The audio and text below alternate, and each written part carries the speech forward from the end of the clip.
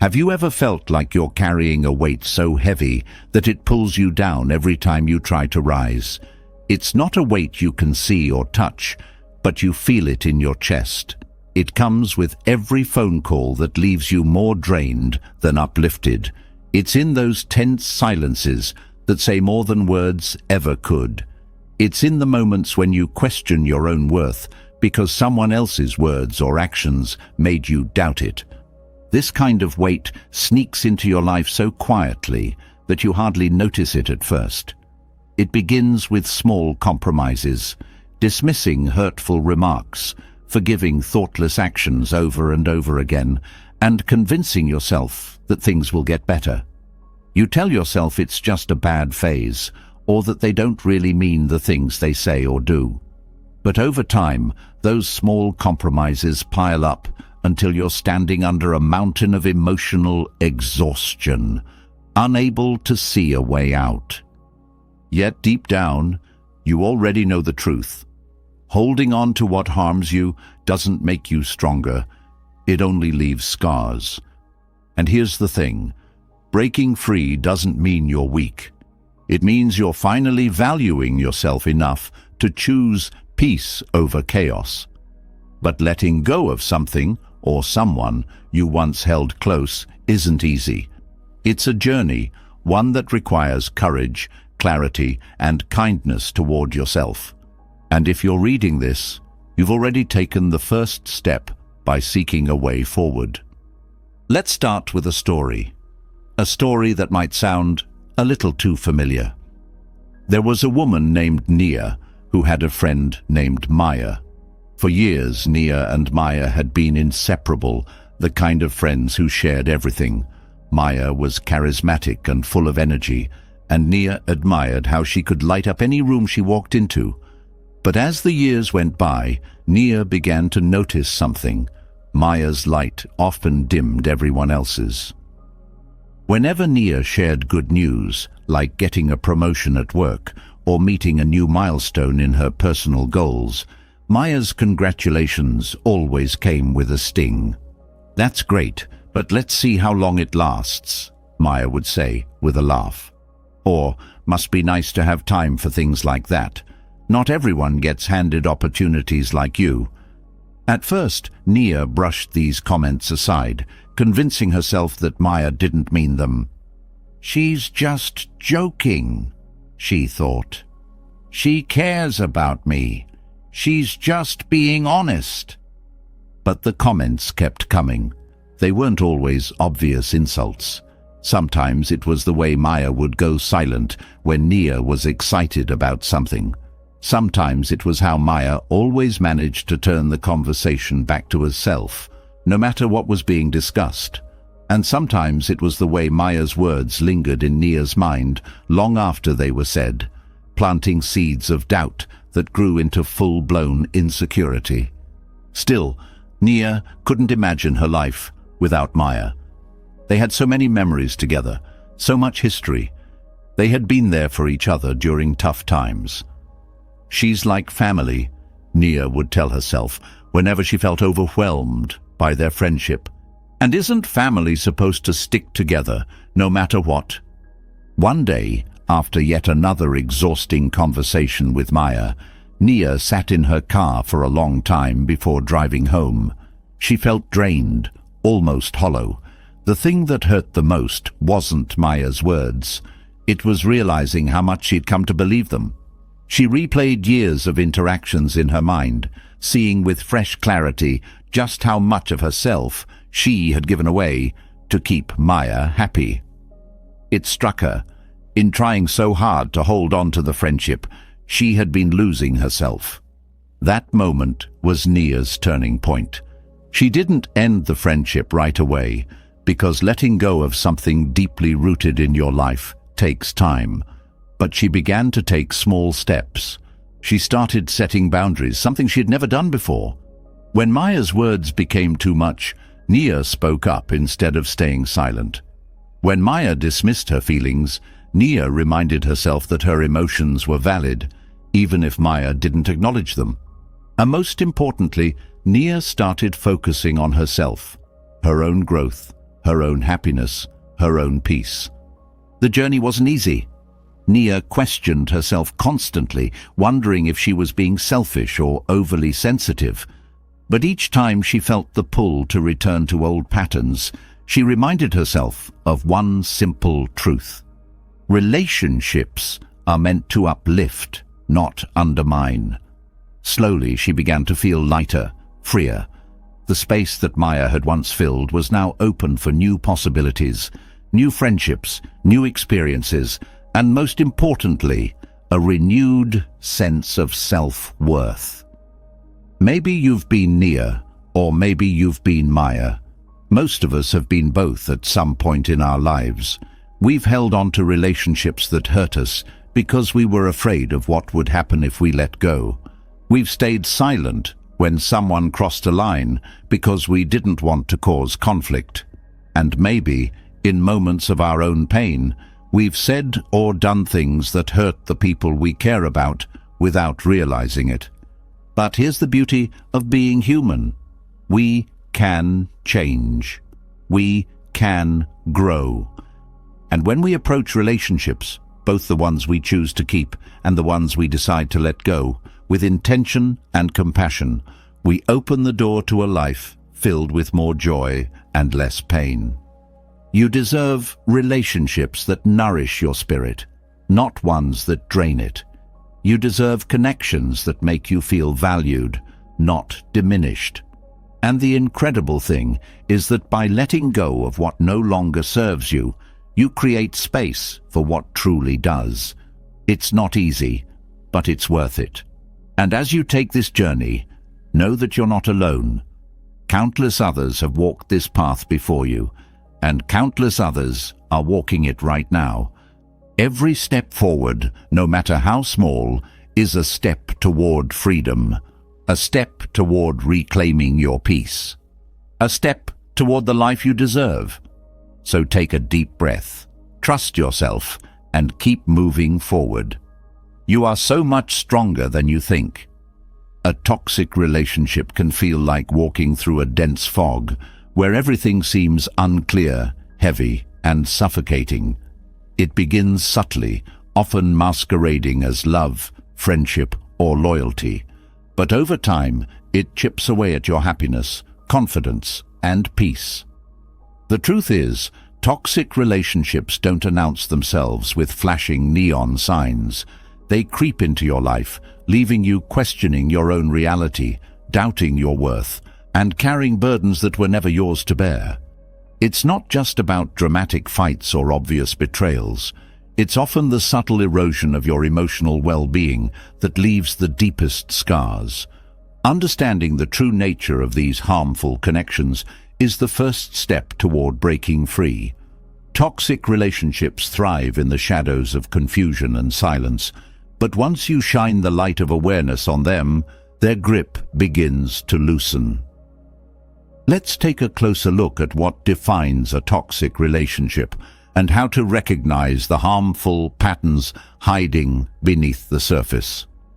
This clarity could be the turning point that sets you on the path to freedom and self-respect. A toxic relationship often creates an emotional imbalance where one person takes far more than they give. This can manifest as constant criticism, manipulation, or a lack of mutual support.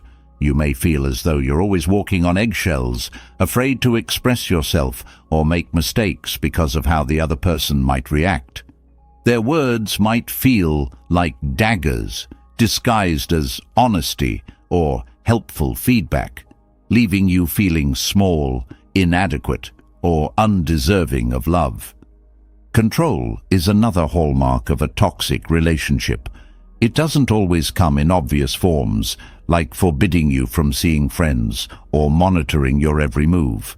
Sometimes it's disguised as concern, like questioning every decision you make or undermining your confidence under the guise of offering advice.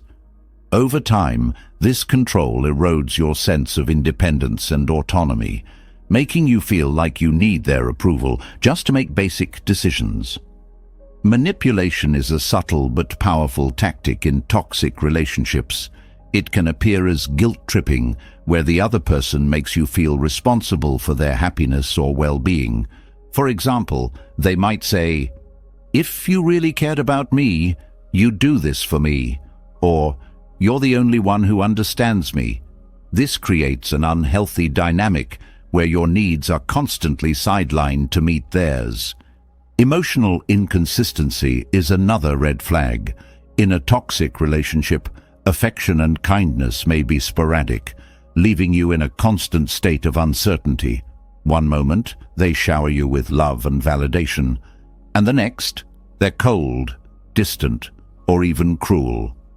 This unpredictability keeps you hooked, hoping for the next moment of warmth while enduring long stretches of emotional neglect or abuse. Gaslighting is one of the most insidious patterns in toxic relationships. This happens when the other person distorts reality, making you question your perceptions, memories, or feelings. They might say things like, "You're overreacting," "That never happened," or "You're just being too sensitive."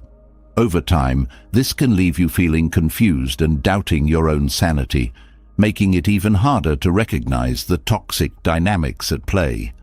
A lack of respect for boundaries is another common characteristic of toxic relationships. Healthy connections thrive on mutual understanding and respect, where each person feels safe to express their needs and limits. In a toxic dynamic, boundaries are often ignored or dismissed. The other person might invade your privacy, dismiss your feelings, or push you into situations that make you uncomfortable. This lack of respect erodes your sense of safety and autonomy. Toxic relationships are often fueled by one-sided effort. You might find yourself constantly giving, whether it's time, energy, or emotional support, while receiving little to nothing in return. You might rationalize their behavior, telling yourself that they're going through a tough time or that things will improve. But over time, this imbalance drains you, leaving you feeling depleted and unappreciated.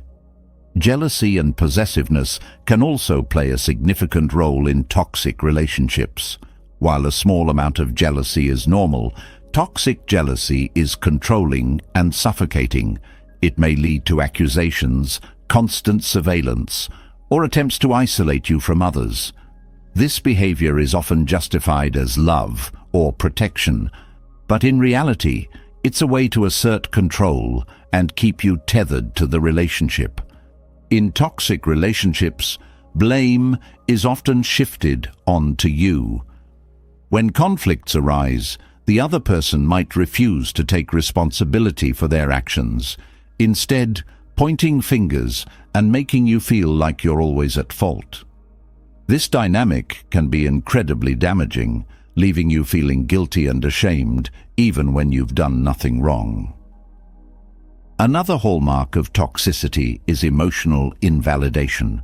When you express your feelings or concerns, the other person might dismiss them as unimportant, overdramatic, or irrational. This creates an environment where you feel unheard and unseen, making it difficult to trust your own emotions and instincts.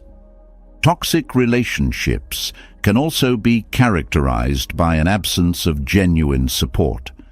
In healthy relationships, both people celebrate each other's successes and provide comfort during difficult times.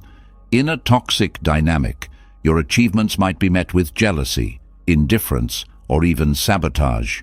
Instead of feeling uplifted, you may feel like you have to shrink yourself to avoid triggering their insecurities. A constant state of conflict is another sign of a toxic relationship. Disagreements are normal in any relationship, but in a toxic one, they often escalate into full-blown arguments filled with personal attacks, manipulation, or stonewalling. These conflicts leave you feeling exhausted and emotionally bruised, rather than resolved or understood. Silent treatment is a weapon often wielded in toxic relationships. This passive-aggressive tactic involves ignoring or withdrawing from you as a form of punishment. It leaves you feeling isolated and desperate for their approval, further deepening the cycle of control and dependency. Toxic relationships can also foster a sense of obligation. The other person might guilt you into staying by reminding you of everything they've done for you or by playing the victim. This creates a dynamic where you feel trapped, as though you owe them your loyalty no matter how much harm they cause. Over time, toxic relationships can take a toll on your physical and mental health. Chronic stress, anxiety, and even physical symptoms like headaches or fatigue can all stem from the constant tension and negativity. Your sense of self-worth diminishes, leaving you feeling unworthy of better relationships or a happier life. Recognizing these harmful patterns is the first step toward reclaiming your peace and breaking free. It's not about blaming the other person or yourself. It's about understanding that you deserve relationships that uplift and nurture you. Awareness is powerful. It allows you to see the dynamics for what they are and empowers you to take steps toward change. The journey toward freedom begins with honesty, with yourself and your circumstances. It's about asking hard questions. Does this relationship bring out the best in me, or does it drain me? Do I feel supported and valued, or do I feel dismissed and controlled? Am I holding on to this connection out of love or out of fear? Once you start to answer these questions, clarity will follow. And with clarity comes the courage to take action, whether that means setting boundaries, seeking support, or walking away entirely. You have the strength to break free from the chains of toxicity and create a life filled with peace, joy, and authentic connections. By understanding the nature of toxic relationships, you're not just recognizing the patterns that harm you, you're also reclaiming your power to choose relationships that heal, support, and inspire you. This is the first step toward a brighter, more balanced future, where your happiness is no longer compromised by someone else's behavior. It's a step worth taking, and the freedom it brings is a gift you truly deserve. Recognizing the harmful patterns in toxic relationships is the first step toward liberation. But identifying the problem alone is not enough. Freedom comes when you're able to release the grip of unhealthy connections, not just physically, but emotionally and mentally. Letting go doesn't mean you stop caring or that the relationship never mattered. It means you're choosing peace over chaos and prioritizing your well-being over the pain of clinging to something that no longer serves you. The question now is how to let go without falling into the trap of resentment, regret, or fear. This is where the Buddhist principle of non-attachment offers profound guidance. Non-attachment is not about detaching from love or life itself. Instead, it's about freeing yourself from the suffering that comes with excessive emotional clinging. It teaches you to embrace experiences and relationships with an open hand, allowing them to exist and evolve without grasping or attempting to control them. This practice becomes essential in breaking the emotional chains that keep you tied to toxic relationships, making space for healing, growth, and genuine connections. Non-attachment begins with the realization that nothing in life is permanent. Relationships, emotions, and circumstances are in a constant state of change, and attempting to hold on to them as if they will last forever only leads to suffering. In a toxic relationship, this clinging often takes the form of holding on to false hope that the person will change, that things will go back to the way they were, or that you can fix the relationship if you just try harder. This attachment to an imagined future traps you in a cycle of disappointment, as reality continues to diverge from your expectations. The Buddhist perspective encourages you to accept impermanence not as a loss, but as a natural aspect of existence. When you acknowledge that relationships, like all things, are temporary, you stop demanding that they fulfill all your needs or remain unchanged. This acceptance creates a sense of freedom because you no longer tie your happiness to the actions or presence of another person. It allows you to experience relationships fully without being consumed by them, and to let go when they become harmful without losing your sense of self. Non-attachment also involves letting go of the illusion of control. In toxic relationships, there's often a desire to fix or change the other person. You may convince yourself that if you say the right words, make the right sacrifices, or prove your love enough, they will finally treat you better. This illusion of control not only places an unfair burden on you, but also perpetuates the toxicity, as it keeps you focused on changing external circumstances instead of addressing your own needs and boundaries. Non-attachment teaches you to release this need for control and to accept others as they are, recognizing that their behavior is ultimately their responsibility, not yours. Practicing non-attachment doesn't mean suppressing your emotions or becoming indifferent. On the contrary, it allows you to experience your emotions more fully because you're not fighting against them or clinging to them. When you feel hurt, anger, or sadness in the context of a toxic relationship, non-attachment helps you sit with these emotions, understand their roots, and let them pass naturally instead of allowing them to dictate your actions or keep you stuck in pain. This process of emotional release is vital for moving forward and breaking free from the lingering grip of toxic connections. Another aspect of non-attachment is letting go of labels and expectations. In toxic relationships, we often attach ourselves to roles or identities, whether it's being the fixer, the caregiver, or the person who sacrifices their own needs for the sake of the relationship. These labels can become deeply ingrained, making it difficult to imagine a life outside the relationship. By practicing non-attachment, you begin to see yourself not as a fixed role, but as a dynamic, evolving individual. This shift in perspective empowers you to step out of the patterns that have kept you tied to the relationship and to redefine your sense of self on your own terms. Non-attachment also means releasing the stories you tell yourself about the relationship. In toxic dynamics, the mind often clings to narratives that justify staying, whether it's focusing on the good times, idealizing the other person, or believing that leaving would mean failure. These stories create a false sense of security, keeping you trapped in a cycle of emotional dependency.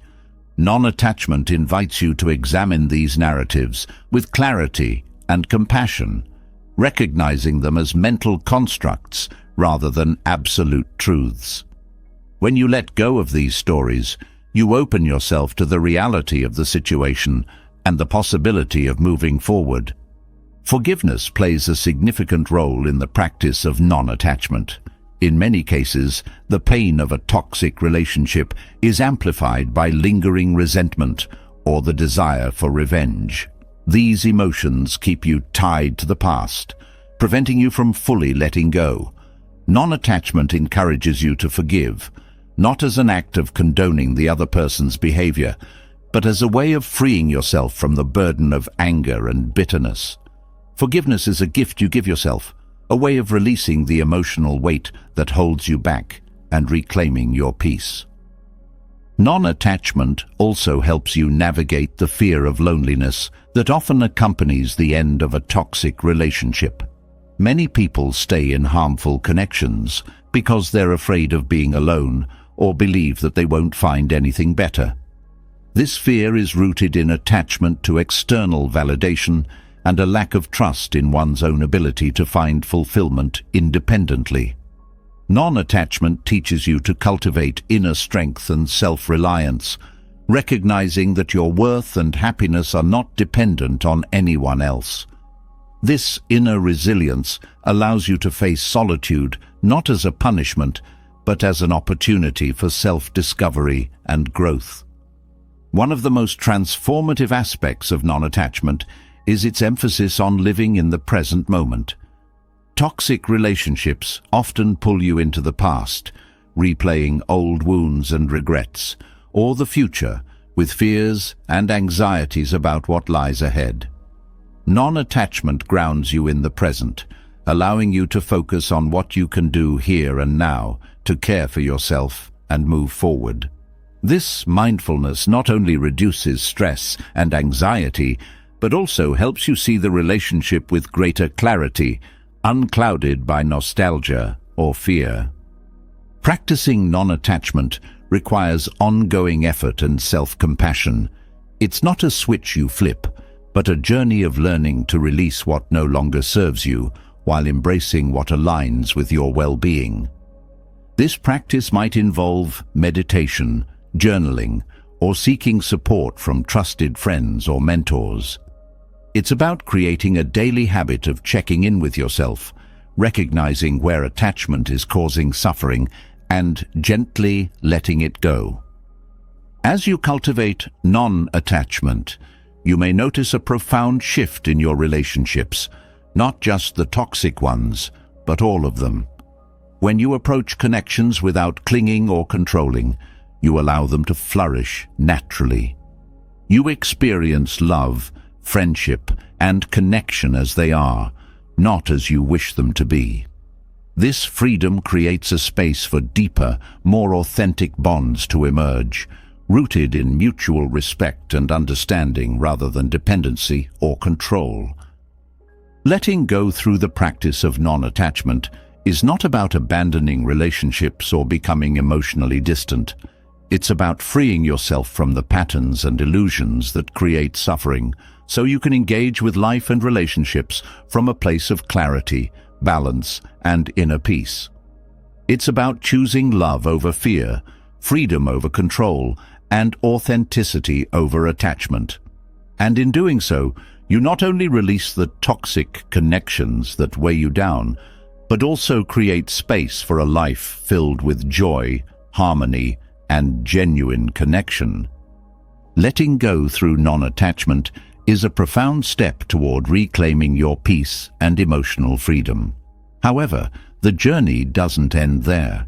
To fully understand the roots of suffering in toxic relationships, and to truly liberate yourself from the cycles that keep pulling you back, a deeper exploration is needed. The Four Noble Truths, one of the most foundational teachings in Buddhism, offer a transformative framework for unraveling the pain of toxic connections. This ancient wisdom provides not just clarity, but a path forward, a way to move beyond suffering and into a life of balance and freedom. The first noble truth acknowledges the presence of suffering. In the context of toxic relationships, this suffering manifests in countless ways. It's the constant knot in your stomach when you anticipate their criticism. It's the anxiety that comes from never knowing if today will be a good day with them or another storm. It's the self-doubt planted by words or actions that make you feel unworthy, small, or unimportant. This suffering often feels inescapable, like a shadow that follows you, even in moments of solitude. Acknowledging this truth doesn't mean accepting it as your fate, but recognizing it as a starting point. Denying or avoiding this suffering only prolongs the pain. Facing it head-on is the first step toward healing. The second noble truth delves into the causes of suffering. In toxic relationships, these causes are often rooted in attachment, control, and unmet expectations. Clinging to the idea that the relationship will somehow transform or that the other person will become who you wish them to be fuels ongoing pain. Attachment to an idealized version of the relationship blinds you to its reality, keeping you trapped in cycles of hope and disappointment. Expectations can also be a source of suffering. expecting the other person to provide the love, validation, or respect that they are unwilling or incapable of giving. This misalignment between expectation and reality creates a constant undercurrent of frustration and hurt. The role of ego is another significant cause of suffering in toxic relationships. Ego drives the need for control, the desire to win arguments, or the unwillingness to walk away for fear of appearing weak or defeated. The ego clings to identity, whether it's being the savior, the martyr, or the one who always tries to fix things. And this clinging perpetuates the toxic dynamic. Letting go of ego doesn't mean letting go of self-respect. It means releasing the need to prove something to yourself or others, creating space for genuine healing. The third noble truth offers a beacon of hope. The cessation of suffering is possible. This truth reminds us that no matter how deeply entrenched the pain feels, it is not permanent. Liberation comes when you release the causes of suffering: attachment, control, ego, and unmet expectations. It is about breaking free from the patterns and illusions that bind you to the toxic relationship. This doesn't mean forgetting or erasing the past, but transforming your relationship with it. Instead of seeing the relationship as a source of loss, you can begin to see it as a catalyst for growth, wisdom, and self-awareness. This cessation of suffering also involves forgiveness, not necessarily for the other person's sake, but for your own. Forgiveness is not about excusing harmful behavior, but about releasing the emotional grip it has on you. Holding on to resentment keeps you tethered to the pain. Letting it go allows you to move forward with clarity and peace. Forgiveness, in this context, is a deeply personal act of liberation, a way to free your heart from the weight of past hurts. The fourth noble truth outlines the path to liberation from suffering, known as the Noble Eightfold Path. In the realm of toxic relationships, this path provides practical guidance for healing and growth. Right. Understanding involves seeing the relationship for what it truly is, without distortion or denial. It requires you to recognize the patterns, behaviors, and dynamics that contribute to the toxicity. This clarity lays the foundation for change, as it allows you to make decisions based on truth rather than illusion. Right intention is the commitment to free yourself from the suffering caused by the relationship. It is about choosing actions that align with your well-being and rejecting those that perpetuate harm. This intention becomes a guiding light, helping you navigate the complexities of letting go with compassion and resolve. Right speech emphasizes the importance of communication, both with yourself and others. It encourages honesty, kindness, and mindfulness in how you express yourself, even in the face of conflict or pain. Right action involves setting boundaries and taking steps to protect your emotional and mental health. It is about prioritizing your needs and refusing to engage in behaviors that reinforce the toxic dynamic. This may involve distancing yourself from the relationship, seeking support, or creating new routines that foster healing. Right livelihood in this context can be interpreted as cultivating relationships and environments that nourish your spirit rather than drain it. Right effort is the ongoing practice of aligning your thoughts and actions with the goal of liberation. It is about recognizing when old patterns or emotions resurface and gently redirecting yourself toward healthier choices. This effort requires patience and persistence, as breaking free from toxic relationships often involves setbacks and challenges. Right mindfulness encourages you to stay present, observing your thoughts and emotions without judgment. It helps you avoid getting lost in the past or future, grounding you in the here and now. Finally, right concentration involves focusing your energy on healing and self-growth. It is about directing your attention toward practices that bring peace and clarity, whether it's meditation, journaling, or engaging in creative pursuits. This concentrated effort helps you rebuild your sense of self, independent of the relationship's influence. Applying the Four Noble Truths to toxic relationships is not just an intellectual exercise, it is a transformative journey. It requires courage to face the truth, compassion to forgive yourself and others, and commitment to walk the path toward liberation. Each step forward is an act of self-love, a declaration that you deserve relationships and a life that align with your highest self.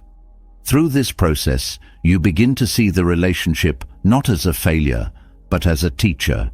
It has shown you the importance of boundaries, the power of self-respect, and the need for clarity in your connections. This shift in perspective transforms pain into wisdom, allowing you to move forward with a deeper understanding of yourself and others. As you continue to apply the Four Noble Truths, you create a foundation for healthier relationships in the future. You become more attuned to red flags, more confident in setting boundaries, and more mindful in how you approach connection and intimacy.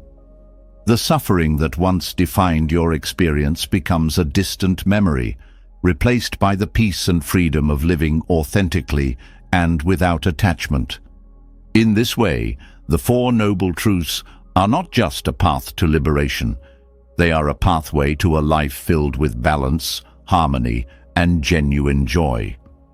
Understanding the roots of suffering and the path to liberation opens the door to a new challenge: navigating relationships with compassion while protecting your own well-being.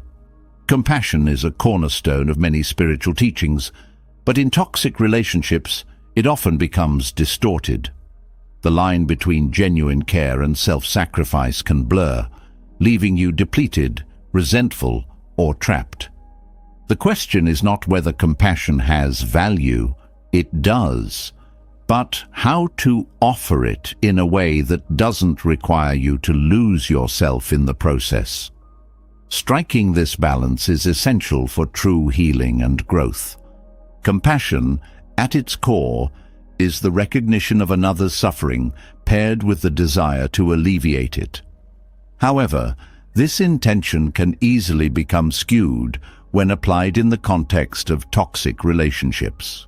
Many people equate compassion with unconditional tolerance, believing that caring for someone means enduring their harmful behavior. This misunderstanding often stems from a lack of boundaries or a fear of appearing selfish. True compassion, however, requires a deeper understanding. It begins with kindness toward yourself. Self-compassion is the foundation for healthy compassion toward others. Without it, you risk giving from a place of emptiness or obligation rather than genuine care. Self-compassion means acknowledging your own pain and treating yourself with the same kindness and understanding you would offer to a friend. It's recognizing that your well-being matters and that prioritizing your needs is not selfish but necessary. When you practice self-compassion, you create an internal balance that allows you to extend care to others without compromising your own peace. In toxic relationships, compassion often becomes entangled with guilt or the need for approval. You may feel responsible for the other person's emotions or believe that if you try hard enough, you can fix their pain. This mindset, while well-intentioned, is unsustainable. It places the burden of someone else's healing entirely on your shoulders, leaving you drained and perpetuating the toxic dynamic. True compassion recognizes that while you can support someone, you cannot heal them. Their journey is their own, and no amount of self-sacrifice on your part will change that. Boundaries are the key to balancing compassion with self-preservation. They act as a protective barrier, allowing you to offer care without losing yourself in the process. Boundaries are not walls. They don't shut people out entirely, but rather guidelines that define what is and isn't acceptable in your interactions. They create a space where both your needs and the other person's can coexist, fostering healthier, more balanced relationships. Setting boundaries in a compassionate way involves clear communication and consistency. It means expressing your needs honestly and calmly without resorting to blame or anger. For example, if someone's behavior is causing you distress, you might say, "I care about you, but I need to take a step back when things become overwhelming." This approach acknowledges your concern for the other person while asserting your limits, ensuring that your compassion doesn't come at the expense of your well-being. Maintaining boundaries also requires a willingness to enforce them. In toxic relationships, boundaries are often tested or disregarded, and it can be tempting to let them slide to avoid conflict. However, compromising your boundaries undermines your self-respect and perpetuates unhealthy dynamics. Compassion in this context means standing firm, not out of spite or anger, but out of love for yourself and respect for the relationship.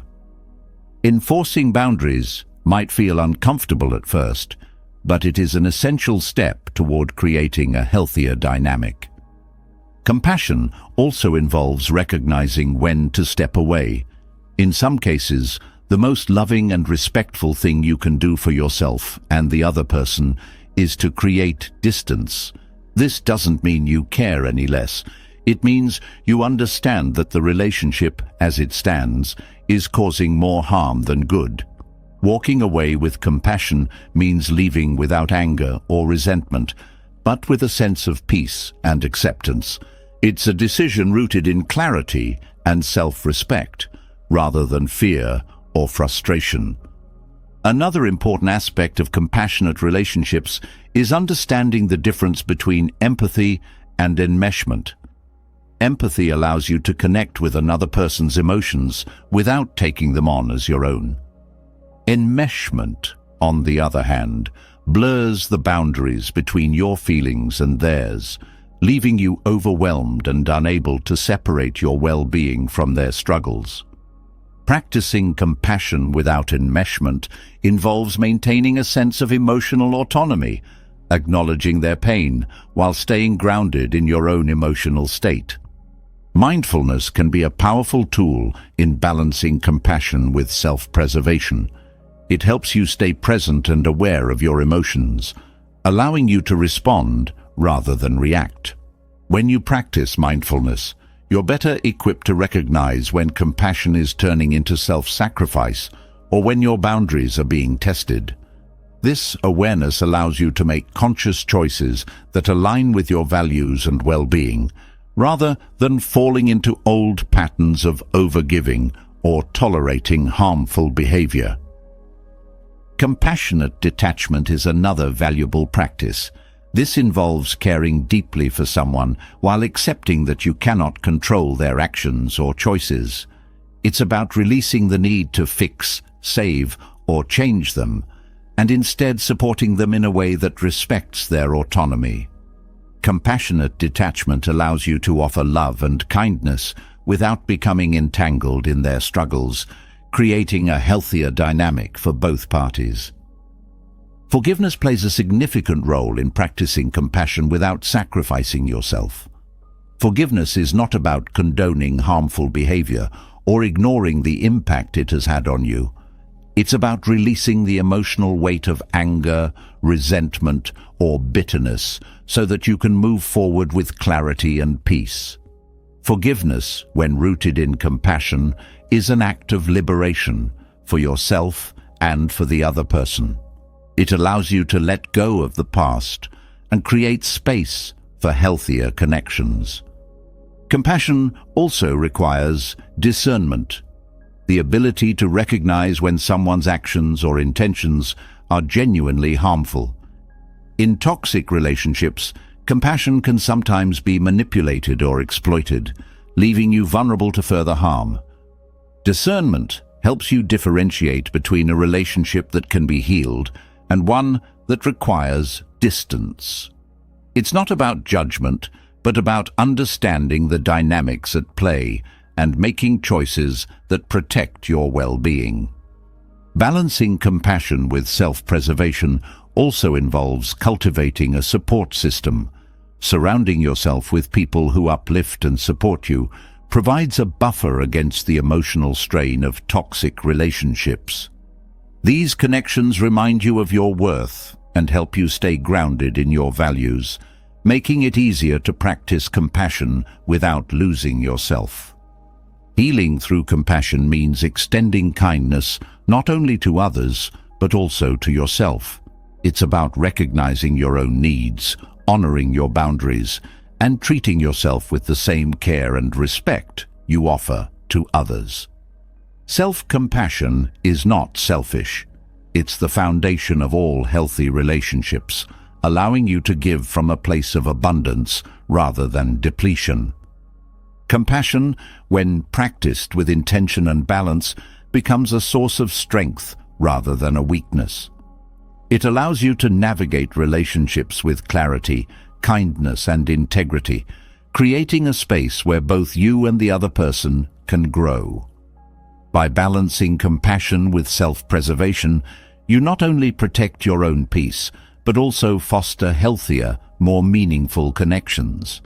It's a practice rooted in self-respect, awareness, and a deep understanding of what it means to truly care, both for others and for yourself. Balancing compassion with self-preservation sheds light on how relationships can thrive without self-sacrifice. Yet, there's another subtle but powerful force that often goes unnoticed, keeping us tethered to toxic dynamics: clinging. Clinging isn't just holding on, it's gripping so tightly to something that you begin to lose your sense of self. In relationships, this attachment often feels like an invisible thread wrapping around you, making it harder to breathe, think clearly, or move forward. The more you cling, the more your emotional pain intensifies, as though you're trying to grasp water that slips through your fingers. To understand this deeply, we must explore how excessive attachment fuels suffering and prevents true freedom. Attachment begins innocently enough. In relationships, it can feel like the foundation of love, connection, or loyalty. But when attachment becomes excessive, it transforms into dependence. You begin to place your happiness, self-worth, and emotional stability entirely in the hands of another person. Their actions dictate your mood, their approval determines your confidence, and their presence becomes essential to your sense of security. This dependence creates a fragile foundation for the relationship, as it relies not on mutual respect or love, but on neediness and control. When you cling to someone in a toxic relationship, you often ignore red flags and warning signs because you're so afraid of losing them. This fear of loss blinds you to reality, causing you to tolerate behavior that you'd never accept otherwise. You might find yourself rationalizing their actions, excusing their mistreatment, or convincing yourself that things will improve if you just try harder. This self-deception deepens the emotional pain, as you suppress your own needs and values to maintain the illusion of harmony. Clinging also fosters a sense of entitlement or expectation. You may feel that because you've invested so much time, energy, or love into the relationship, the other person owes you something in return. This expectation creates resentment when they fail to meet your needs, further amplifying your suffering. True love or connection cannot flourish under the weight of such expectations. Instead, they collapse, leaving behind bitterness and regret. Another way clinging leads to suffering is through the loss of emotional independence. When you're overly attached, your identity begins to merge with the relationship.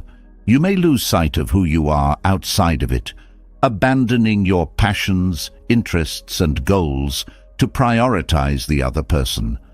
This self-neglect creates a void, leaving you feeling hollow and directionless when the relationship falters. The irony is that the more you give up parts of yourself to cling to someone else, the more distant and disconnected you become from both them and yourself. Excessive attachment also creates a cycle of anxiety and insecurity. You constantly worry about the other person's feelings, actions, or intentions, fearing that they might leave or withdraw their affection. This anxiety often manifests as jealousy, possessiveness, or attempts to control their behavior. While these reactions may temporarily soothe your fear, they ultimately push the other person further away, deepening the emotional rift and reinforcing your suffering. In many cases, clinging stems from a fear of abandonment or loneliness. You might believe that letting go of the relationship will leave you empty or unloved, leading you to hold on tighter even when it's causing you harm. This fear is often rooted in past experiences or unmet emotional needs, which drive you to seek security in someone else. However, no relationship can fill the void created by unresolved inner wounds. The more you cling, the more you avoid confronting these underlying issues, perpetuating a cycle of pain and dependence. Clinging also limits your freedom by creating a sense of obligation. You might feel responsible for the other person's happiness or well-being, taking on their burdens as if they were your own. While caring for someone is natural, excessive attachment blurs the line between support and self-sacrifice. This overextension drains your emotional energy and leaves you feeling trapped, as though you're carrying a weight that isn't yours to bear. True freedom comes from recognizing that while you can care for someone, you are not responsible for their choices, feelings, or actions. The illusion of control is another way clinging leads to suffering. When you're attached to a toxic relationship, you may try to manage every aspect of it, whether by changing your behavior to please the other person, attempting to fix their problems, or constantly seeking reassurance. This need for control creates tension and frustration, as the unpredictable nature of relationships resists such efforts. The more you cling to control, the more you feel helpless and defeated when things don't go as planned. Letting go of attachment doesn't mean becoming indifferent or uncaring. It means releasing the emotional grip that keeps you tied to suffering. It's about recognizing that love and connection are not about possession or control, but about freedom and mutual respect. When you let go of clinging, you create space for healthier dynamics to emerge. Relationships built on choice rather than need, on appreciation rather than expectation. A key step in releasing attachment is cultivating self-awareness. Reflect on why you feel so attached and what needs or fears are driving this behavior. Are you clinging because you fear being alone? Because you're seeking validation? Because you believe this relationship defines your worth? By understanding the root of your attachment, you can begin to address the underlying issues and find healthier ways to meet your emotional needs. Practicing mindfulness is another powerful tool for letting go of attachment. Mindfulness helps you observe your thoughts and emotions without judgment, allowing you to see the patterns of clinging as they arise. For example, when you notice yourself obsessing over the other person's actions or worrying about the relationship's future, mindfulness allows you to pause and redirect your focus to the present moment. This practice helps break the cycle of attachment by shifting your attention away from fear and toward a sense of inner peace. Developing self-compassion is also essential in releasing attachment. When you're overly attached, you often judge yourself harshly for the relationship's struggles or blame yourself for its shortcomings. Self-compassion helps you treat yourself with kindness and understanding, recognizing that your worth is not defined by the relationship or the other person's behavior. This inner strength empowers you to let go without guilt or self-doubt, knowing that you deserve love and respect, both from others and yourself. Another practice for overcoming attachment is gratitude. By focusing on what you have rather than what you lack or fear losing, gratitude shifts your perspective and reduces the intensity of clinging. For example, instead of fixating on the relationship's problems or what the other person isn't giving you, focus on the positive aspects of your life, your own growth, your supportive connections, or the lessons you've learned. Gratitude creates a sense of abundance, counteracting the scarcity mindset that fuels attachment. Embracing impermanence is a transformative way to release attachment. All relationships, like everything in life, are subject to change. Recognizing this truth doesn't diminish their value. It enhances it by encouraging you to appreciate them fully while they last. Letting go of attachment means accepting that relationships may evolve, fade, or end, and that this natural process is not a failure, but a part of life's ebb and flow. Releasing excessive attachment is not easy, especially when emotions run deep, but it is a necessary step toward emotional freedom and inner peace. By loosening your grip, you allow both yourself and the other person the space to grow, heal, and find authentic happiness. It's not about giving up on love or connection.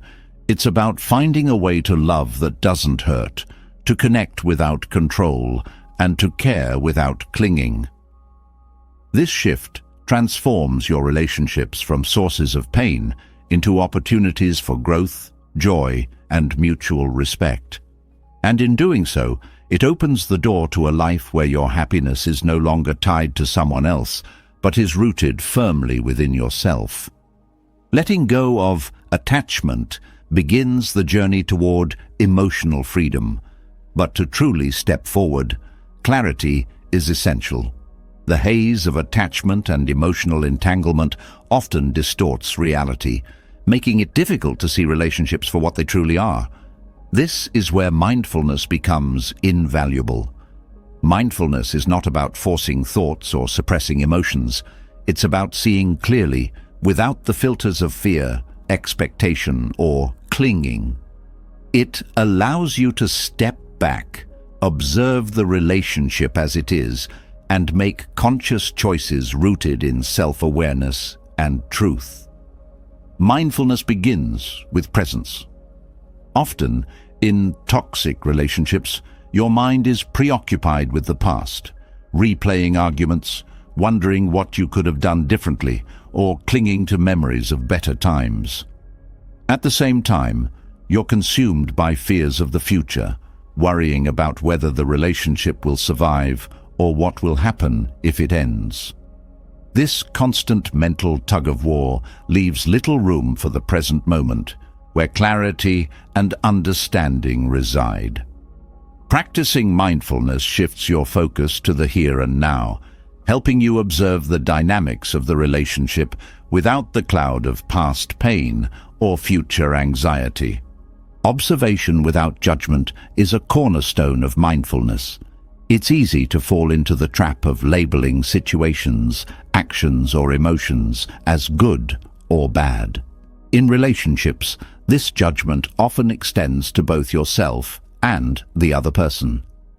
You might criticize yourself for staying too long or blame the other person entirely for the toxicity. Mindfulness encourages you to set aside these judgments and simply observe. For example, rather than thinking, I shouldn't feel this way, you might acknowledge, I feel hurt. This shift creates space for understanding, as you're no longer fighting against your emotions, but allowing them to exist. Awareness of patterns is another key aspect of mindfulness. Toxic relationships often follow predictable cycles, moments of calm followed by conflict, brief reconciliation followed by more tension. These patterns can be hard to see when you're caught in the middle of them. Mindfulness helps you step outside the cycle and observe it objectively. You begin to notice recurring behaviors, triggers, and emotional responses, which allows you to understand the dynamics at play. This awareness is empowering because it enables you to recognize when the cycle is repeating and decide how to respond, rather than being swept along by it. Breathing is one of the simplest yet most effective tools for practicing mindfulness. In moments of emotional intensity, whether it's anger, sadness, or fear, your breath anchors you to the present. Instead of reacting impulsively, taking a few slow, deep breaths allows you to pause and create a moment of stillness. In this stillness, you can observe your thoughts and feelings without being overwhelmed by them. This practice is particularly helpful in heated situations where emotions can escalate quickly and lead to decisions you may later regret. Mindfulness also involves tuning into your body. Toxic relationships often take a physical toll, manifesting as tension in your shoulders, knots in your stomach, or a racing heart. These physical sensations are signals from your body, reflecting the emotional strain you're under. By paying attention to these sensations, you gain a deeper understanding of how the relationship is affecting you. For instance, if you notice that you feel physically drained after every interaction with the other person, it's a sign that the relationship may be taking more from you than it's giving. Another aspect of mindfulness is cultivating curiosity. Instead of approaching the relationship with fixed assumptions or expectations, mindfulness invites you to explore it with an open mind. What are the underlying emotions driving your actions and theirs? What needs are being met and which ones are being neglected? This curiosity allows you to move beyond surface-level judgments and uncover the deeper truths about the relationship. It also helps you approach conflicts with a desire to understand rather than to win, fostering more constructive communication. Mindfulness encourages self-inquiry, asking you to reflect on your role in the relationship. While it's easy to focus on the other person's behavior, true clarity comes from looking inward. Are you enabling certain dynamics by avoiding confrontation or ignoring red flags? Are you staying in the relationship out of love, fear, or obligation? These questions may be uncomfortable, but they're necessary for growth. Mindfulness creates a safe space for this self-reflection, allowing you to explore these questions with compassion rather than self-criticism. Practicing mindfulness also involves accepting what is, rather than clinging to what you wish it could be. In relationships, this means acknowledging the reality of the situation, rather than holding on to an idealized version of it.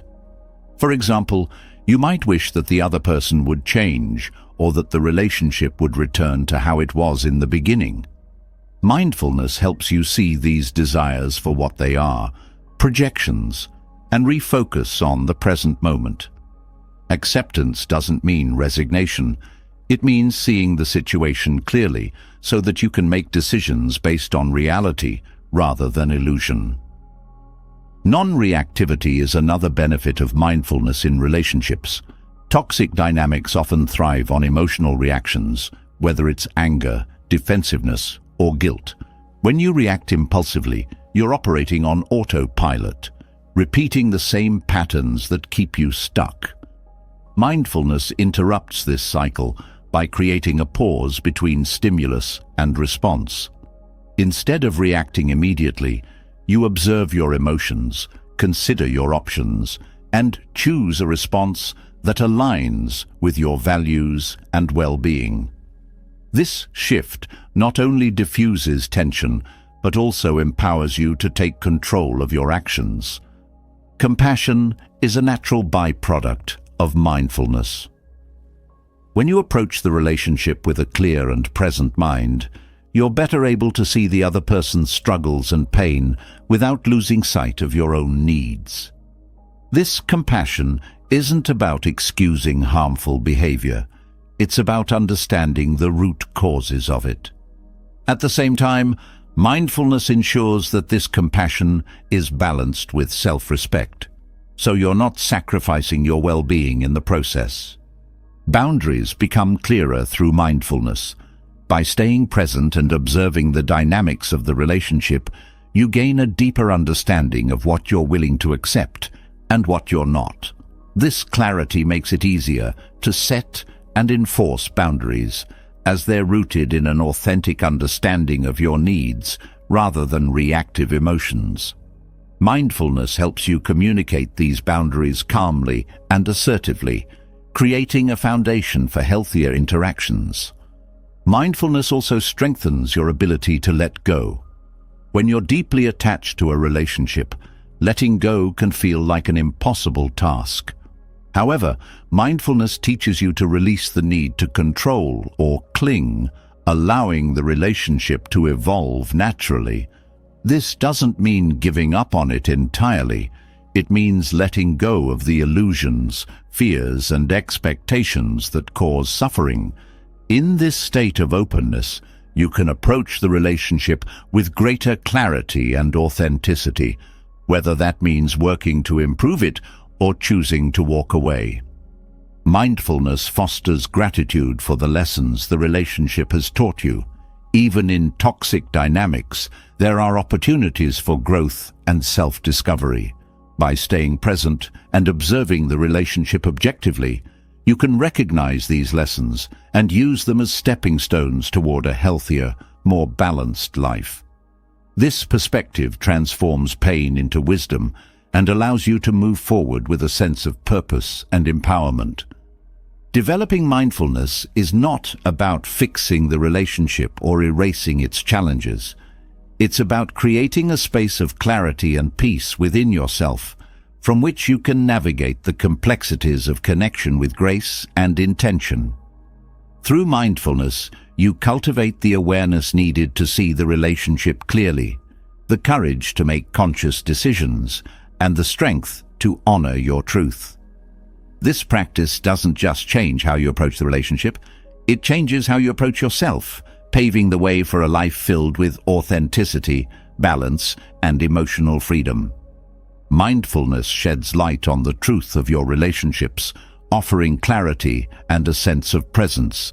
But understanding the dynamics of toxic bonds often goes deeper than what is visible on the surface. Sometimes the patterns of pain and attachment feel oddly familiar, as if they're playing out on a loop. In Buddhist philosophy, this repetition isn't random. It is karma at work. Karma is not punishment or reward, but a reflection of cause and effect. It shapes the experiences we attract and the dynamics we endure, often rooted in actions, thoughts, and choices from the past.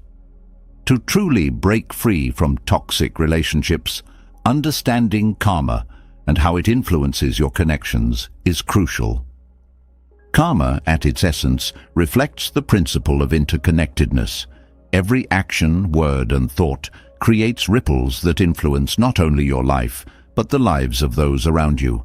In relationships, karmic ties often manifest as deeply ingrained patterns, behaviors, emotions, and conflicts that seem to recur no matter how much effort you put into changing them. These patterns can stem from unresolved issues in past relationships, whether with romantic partners, family members, or even friendships. Recognizing these karmic cycles is the first step toward breaking free. One way karma influences toxic relationships is through unmet emotional needs from the past. If you've experienced neglect, rejection, or conditional love in earlier relationships, you may unconsciously seek partners or connections that mirror those dynamics. This is not because you want to relive the pain, but because the unresolved energy from those experiences still lingers. The relationship becomes a stage where your subconscious mind attempts to heal old wounds, but without awareness, it often leads to more hurt instead of resolution. Another karmic element in toxic relationships is the role of projection. Sometimes the pain you've internalized from past experiences is projected onto your current relationships, creating conflict and misunderstanding. For example, if you've been betrayed before, you may carry a deep fear of betrayal that influences how you interpret your partner's actions. This fear, rooted in past karma, can create unnecessary tension and perpetuate toxic patterns. Mindfulness and self-reflection are essential tools for identifying these projections and distinguishing between past wounds and present reality. Karma also plays a role in the people you attract into your life. Toxic relationships often involve individuals who mirror your unresolved emotions or beliefs. For instance, if you struggle with self-worth, you may attract partners who reinforce those feelings by treating you poorly or failing to value you. This isn't a punishment.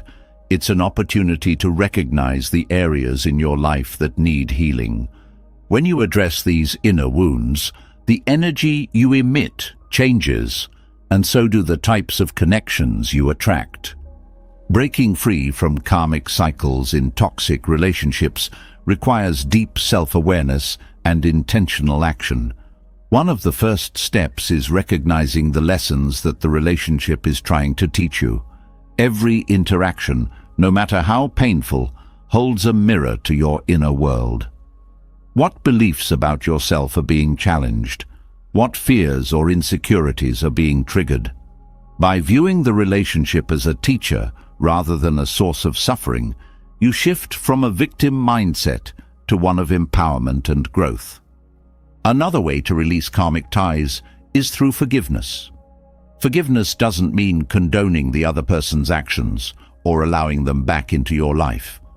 It means freeing yourself from the emotional burden of resentment, anger, or blame. Holding on to these emotions only reinforces the karmic cycle, keeping you tied to the relationship's energy. Forgiveness allows you to release this attachment and move forward with a lighter heart. This act of release is as much for your well-being as it is for breaking the karmic bond. Understanding karma in relationships also involves taking responsibility for your actions, thoughts, and choices. While it's easy to focus on the other person's behavior, it's essential to examine your role in the dynamic. Are there ways you've contributed to the toxicity, whether through enabling, avoidance, or reactive behavior? Taking ownership of your part doesn't mean blaming yourself. It means acknowledging the ways your energy and choices have influenced the relationship. This awareness empowers you to make different choices moving forward, creating a new karmic path. Boundaries are a powerful tool for shifting karmic dynamics. By setting and maintaining boundaries, you disrupt the patterns that keep the relationship toxic. Boundaries communicate to both yourself and the other person that certain behaviors are not acceptable and that your well-being is a priority. They help you reclaim your power and prevent the continuation of unhealthy cycles. In the context of karma, boundaries represent a conscious effort to change the energy of the relationship, redirecting it toward balance and respect. Meditation and reflection are also essential for breaking karmic ties. Through meditation, you can explore the deeper layers of your emotions and thoughts, uncovering the root causes of the patterns you experience. This practice allows you to process unresolved pain, release lingering attachments, and cultivate a sense of inner peace. Reflection, whether through journaling or self-inquiry, helps you connect the dots between your past experiences and present relationships, providing clarity on what needs to change. Another important aspect of karmic relationships is recognizing when it's time to let go. Some connections are meant to teach you lessons, not to last forever. Holding on to a relationship out of fear, guilt, or obligation only prolongs the karmic cycle. Letting go with grace and compassion allows both you and the other person to move forward and create new, healthier dynamics in your lives. This act of release is not a failure, but a powerful declaration of your commitment to growth and well-being. Karma also reminds us of the importance of intention. The energy you bring to your relationships, whether it's love, fear, anger, or compassion, shapes their outcome. By cultivating positive intentions, you can shift the dynamic of your connections, even in challenging situations. This doesn't mean ignoring or suppressing your emotions. It means approaching the relationship with a mindset of healing, understanding, and respect. When your intentions are rooted in authenticity and kindness, you create the conditions for transformation. Breaking free from karmic patterns also involves learning to trust yourself.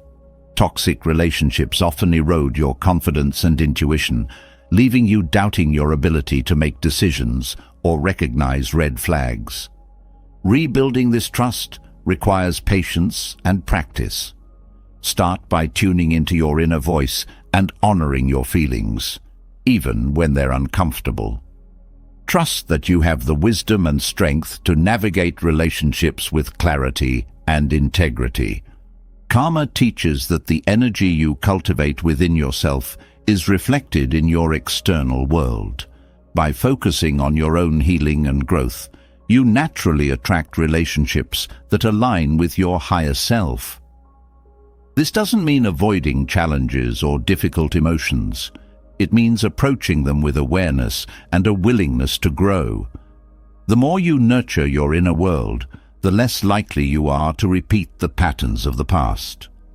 Understanding karma in relationships is not about assigning blame or seeking justice. It's about recognizing the interconnectedness of your experiences and taking conscious steps to create a healthier, more balanced future. By addressing the root causes of toxic patterns, practicing forgiveness, setting boundaries, and cultivating self-awareness, you break free from the cycles that have held you back. This liberation not only transforms your relationships, but also deepens your connection to yourself and the world around you. Karma is not fixed or unchangeable.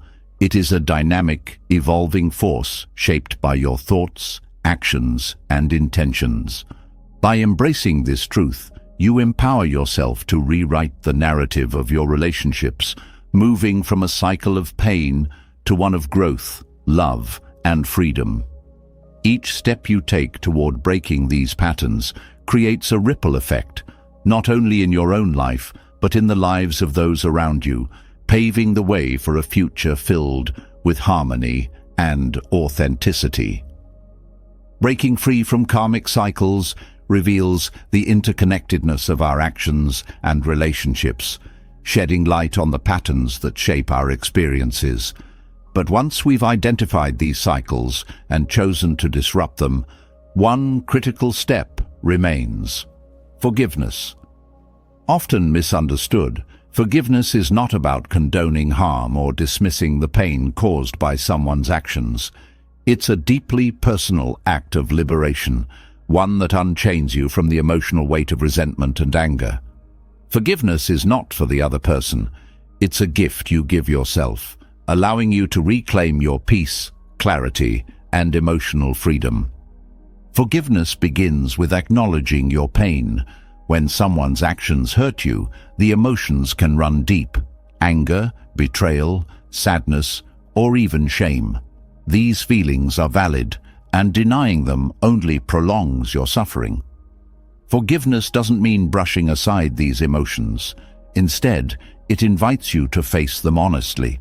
By doing so, you honor your experience and allow yourself to process the pain, rather than burying it where it can quietly fester. This acknowledgement is the first step in untangling the emotional knots that hold you to the past. Resentment, when left unchecked, becomes a heavy burden.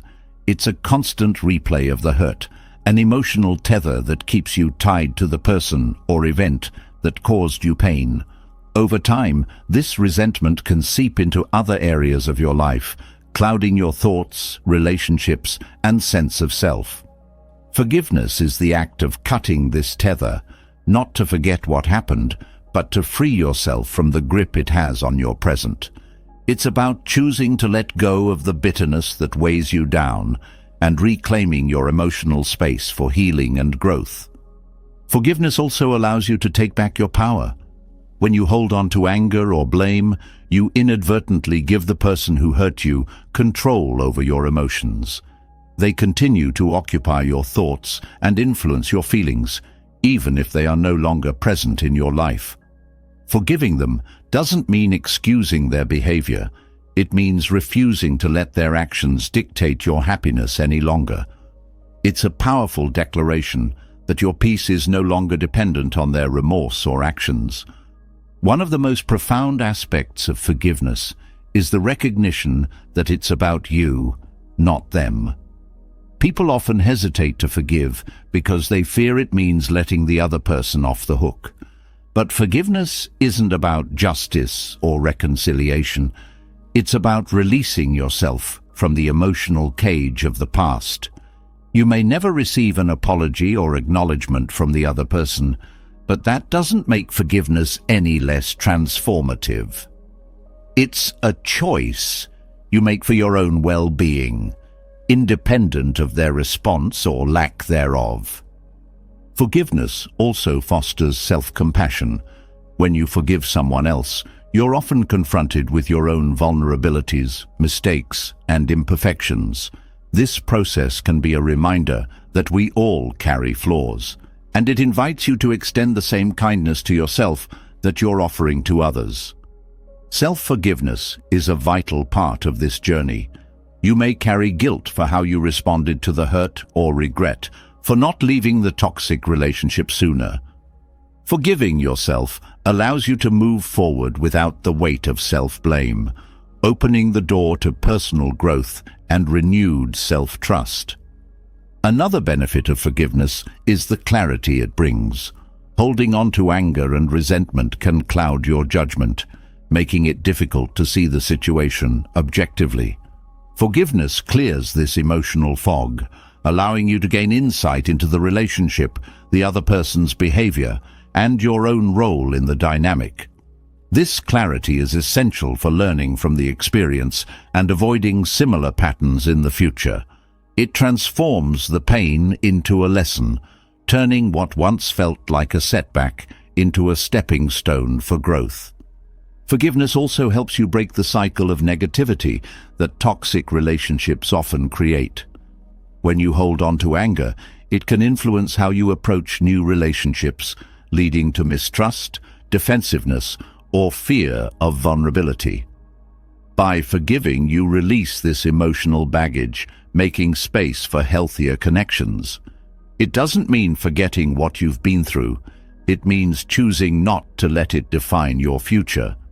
Practicing forgiveness is not always easy, especially when the pain feels fresh or profound.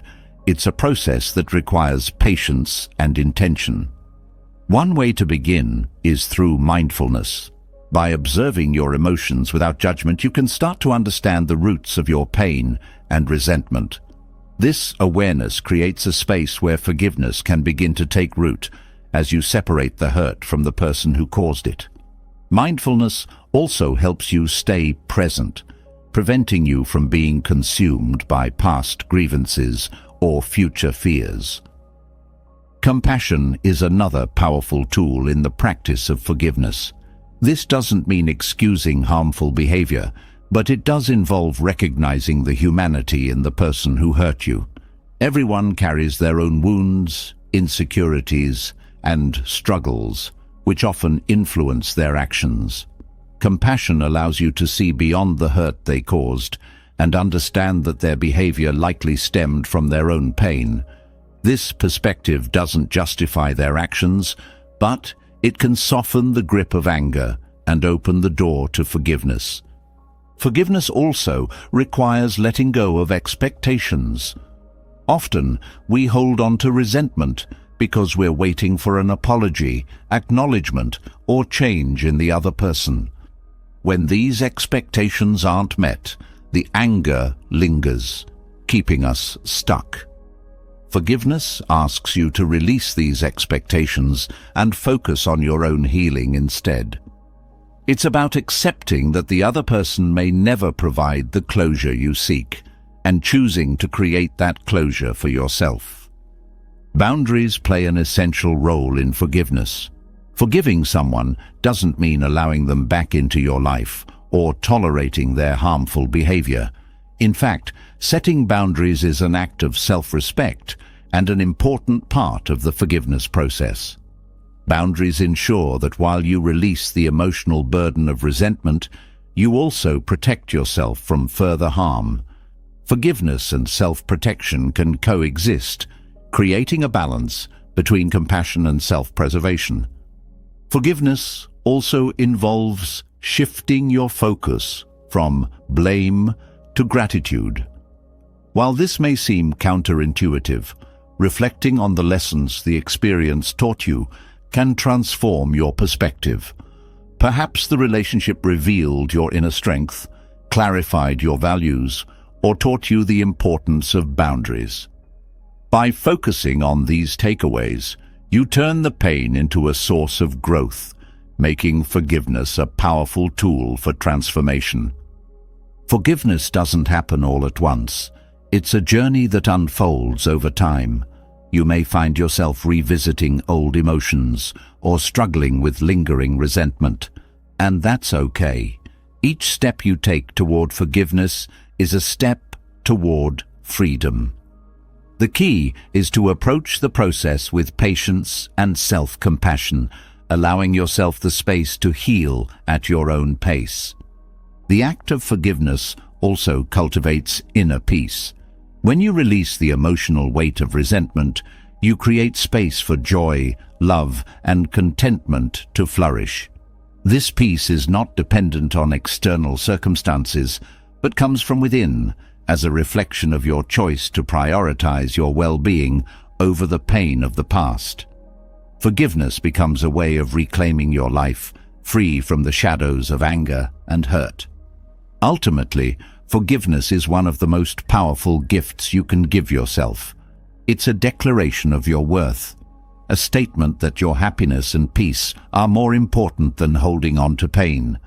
By forgiving, you break free from the chains of resentment, allowing yourself to step into a future defined not by the wounds of the past, but by the strength and clarity you've gained.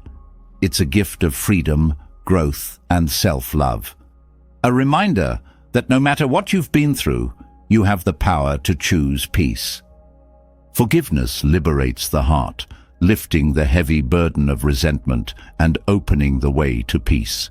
Yet, even as forgiveness brings release, there's a deeper truth we must embrace to truly move forward: the impermanence of all things.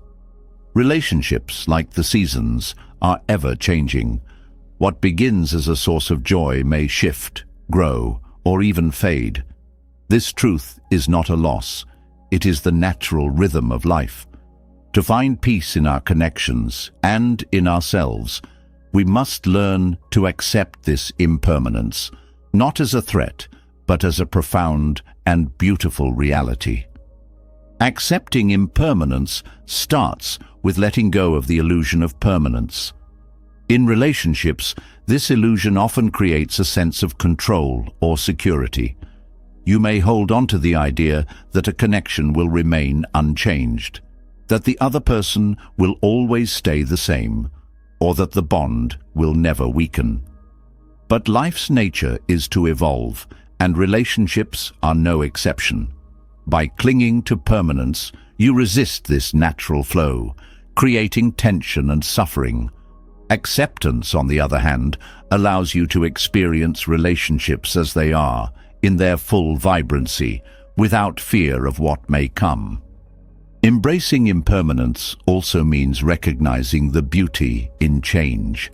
When relationships evolve, they often reveal new dimensions of growth and understanding.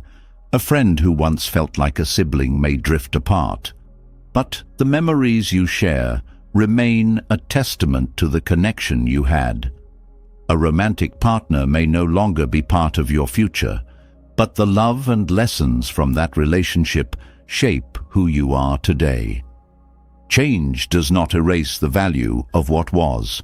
It adds layers to the story of your life, enriching it in ways you may not immediately see. Impermanence challenges us to release attachment to outcomes. Often, relationships become a source of anxiety because of the expectations we place on them. You may want a relationship to fulfill certain roles, last a specific length of time, or meet your exact emotional needs. When these expectations aren't met, it can feel like failure.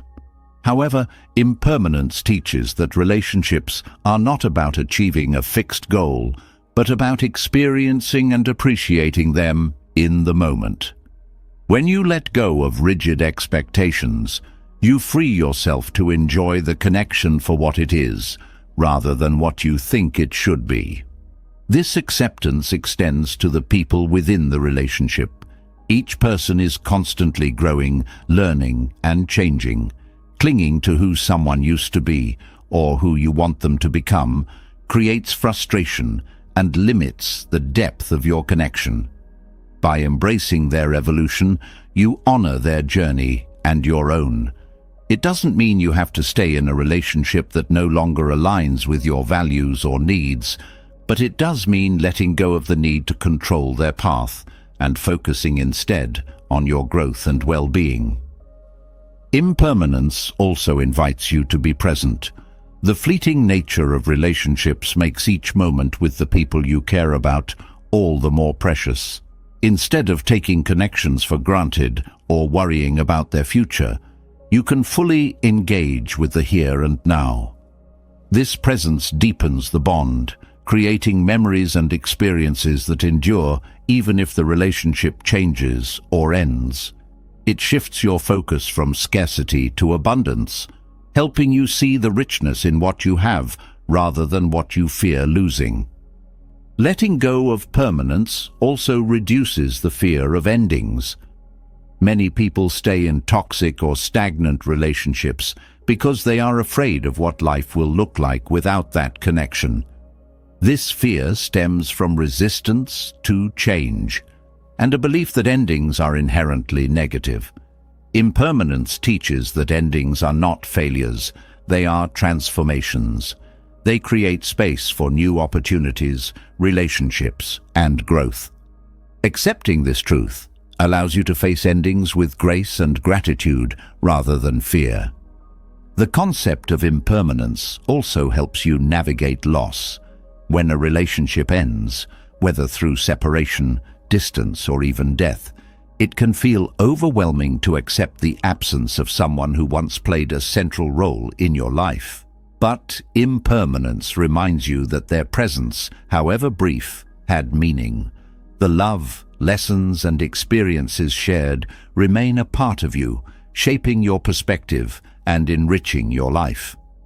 This understanding doesn't erase the pain of loss, but it gives it context, transforming it from something to avoid into something to honor. One of the most freeing aspects of impermanence is its ability to dissolve attachment. Attachment often creates suffering because it ties your happiness and identity to external factors, whether it's a specific relationship, role, or outcome.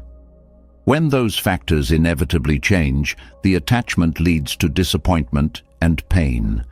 Impermanence offers a different perspective. It encourages you to find fulfillment within yourself rather than seeking it externally. This shift reduces dependency and helps you approach relationships from a place of wholeness rather than need. Embracing impermanence also fosters resilience. When you accept that change is a natural part of life, you become better equipped to adapt when relationships shift or challenges arise. This resilience is not about suppressing your emotions or pretending everything is fine. It's about trusting in your ability to navigate change and find meaning in it. It allows you to face the unknown with courage and an open heart, knowing that each experience contributes to your growth. Impermanence encourages gratitude for the present. Knowing that relationships are not guaranteed fosters a deeper appreciation for the connections you have right now. It reminds you to express love, kindness, and gratitude while you can, rather than waiting for a perfect moment that may never come. This gratitude enriches your relationships and creates a sense of fulfillment that lingers even if the connection evolves or ends. Acceptance of impermanence also helps you prioritize what truly matters. When you acknowledge that time is finite, you become more intentional about where and with whom you invest your energy. It inspires you to nurture meaningful connections, let go of superficial ones, and focus on relationships that align with your values and bring you joy. This intentionality creates a life filled with depth and authenticity, where each relationship holds purpose and significance. Another important lesson from impermanence is the balance between holding on and letting go. Relationships often require effort, patience, and commitment, but clinging tightly out of fear or insecurity can suffocate the connection. By embracing impermanence, you learn to strike a balance, cherishing the relationship while allowing it the freedom to grow, evolve, or even end. This balance creates a healthier dynamic where both people feel respected and free to be themselves. Impermanence also transforms how you view yourself within relationships. Just as others are constantly evolving, so are you. The person you were at the beginning of a relationship may not be the same as the person you are now, and that's okay. Embracing your own growth allows you to approach relationships with authenticity and self-awareness, fostering connections that reflect your true self rather than outdated versions of who you used to be. Impermanence teaches you to trust in the flow of life. Relationships, like rivers, are meant to move and change course. Trying to freeze them in place only disrupts their natural rhythm. By surrendering to this flow, you align yourself with the broader patterns of existence, finding peace in the knowledge that everything is unfolding as it should. This trust replaces anxiety with acceptance and transforms the fear of change into an opportunity for growth. Accepting impermanence is not about detachment or indifference. It's about embracing the full spectrum of life's experiences with openness and grace. It invites you to cherish relationships while they last, honor them when they end, and carry their lessons forward with gratitude. In this acceptance, you find freedom, not from relationships, but within them. You learn to let go without losing yourself, to love without clinging, and to grow without fear. This understanding enriches not only your relationships, but your entire approach to life, creating a sense of harmony and peace that transcends the boundaries of the fleeting and the permanent. Accepting the impermanence of relationships allows us to release the tight grip of control and expectation, paving the way for genuine connection and freedom. Yet, for some, the idea of letting go feels nearly impossible because their sense of identity has become entangled in the relationship itself. This entanglement is the essence of codependency, a pattern of losing oneself in the needs, emotions, and approval of another. It's a cycle that fosters imbalance and prevents true emotional independence. To break free from codependency, Buddhist detachment offers a transformative approach, one rooted in mindfulness, self-awareness, and compassion. Codependency often stems from a misplaced sense of responsibility. You might feel obligated to fix someone's problems, manage their emotions, or even bear the weight of their happiness.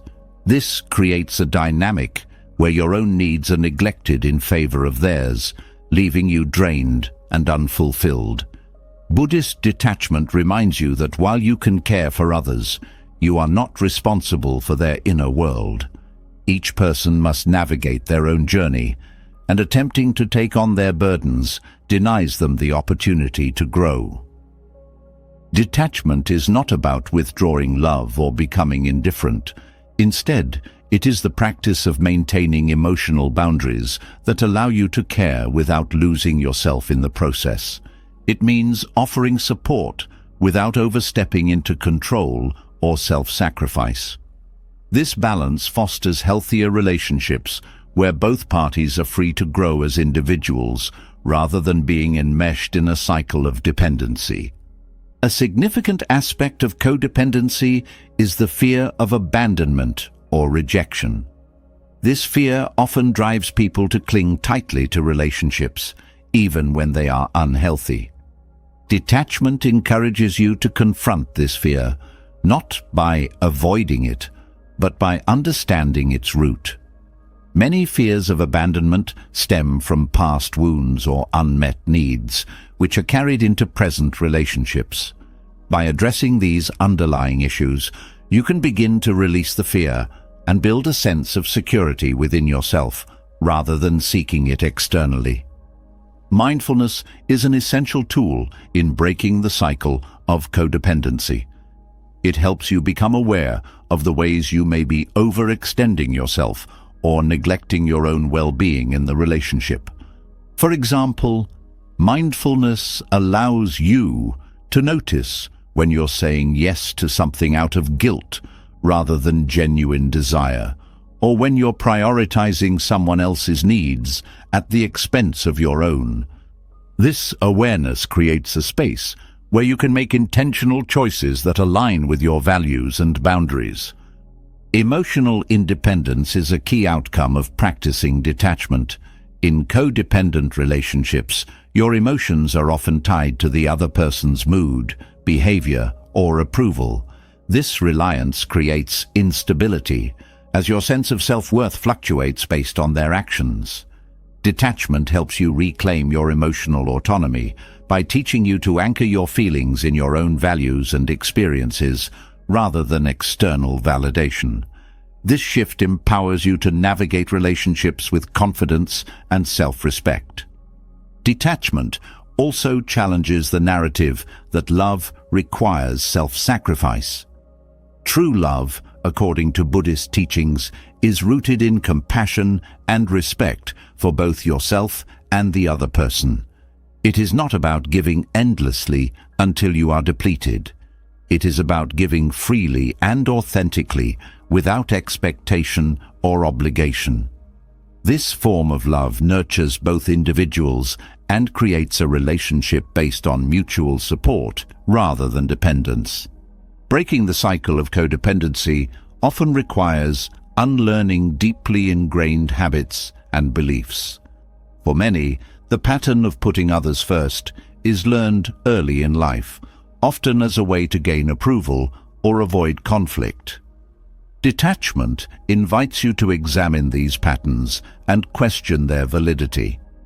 Are you prioritizing others because it genuinely feels right, or because you fear the consequences of prioritizing yourself? This self-inquiry helps you uncover the motivations behind your actions and create new, healthier ways of relating.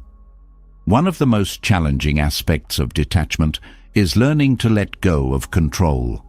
In codependent relationships, there is often a desire to manage the other person's emotions, choices, or behavior. This control stems from a fear of uncertainty or a belief that their well-being is solely your responsibility. Detachment teaches you to release this need for control, trusting that each person is capable of navigating their own path. This trust creates space for authenticity and growth, both for you and for the other person. Setting boundaries is a practical expression of detachment. Boundaries define where your responsibilities end and the other person's begin. They are not barriers to connection, but safeguards that protect your emotional health and ensure mutual respect. For example, if someone frequently relies on you to solve their problems, Setting a boundary might mean stepping back and allowing them to take responsibility for their own decisions.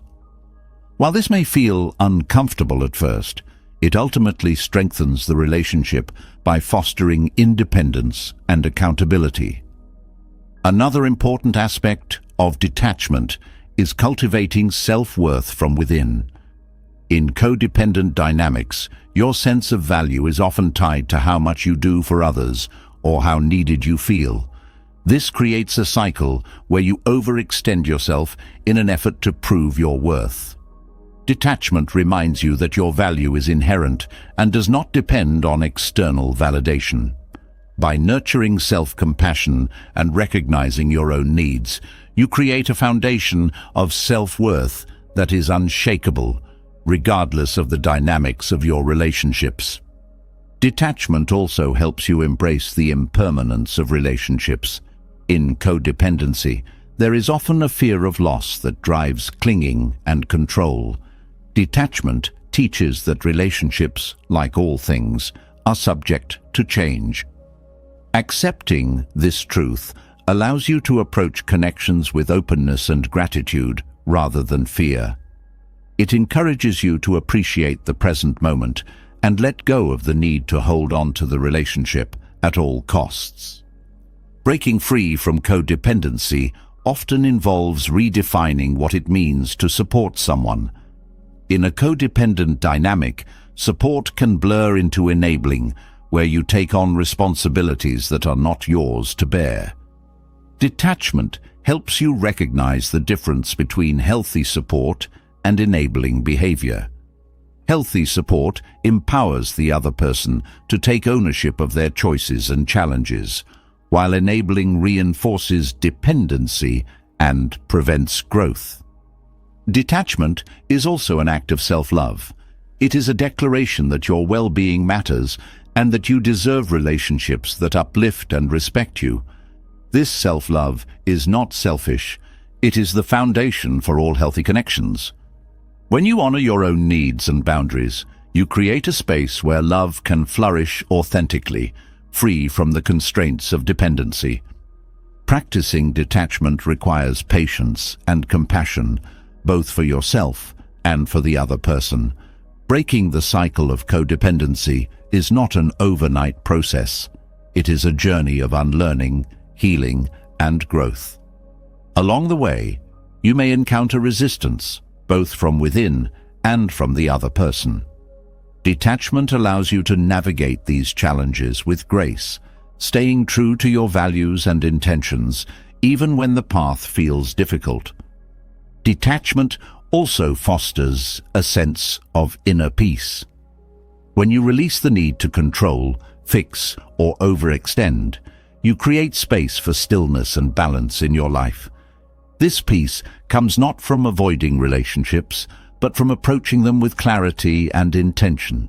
It allows you to engage with others from a place of wholeness rather than lack, transforming your connections into sources of joy and mutual respect.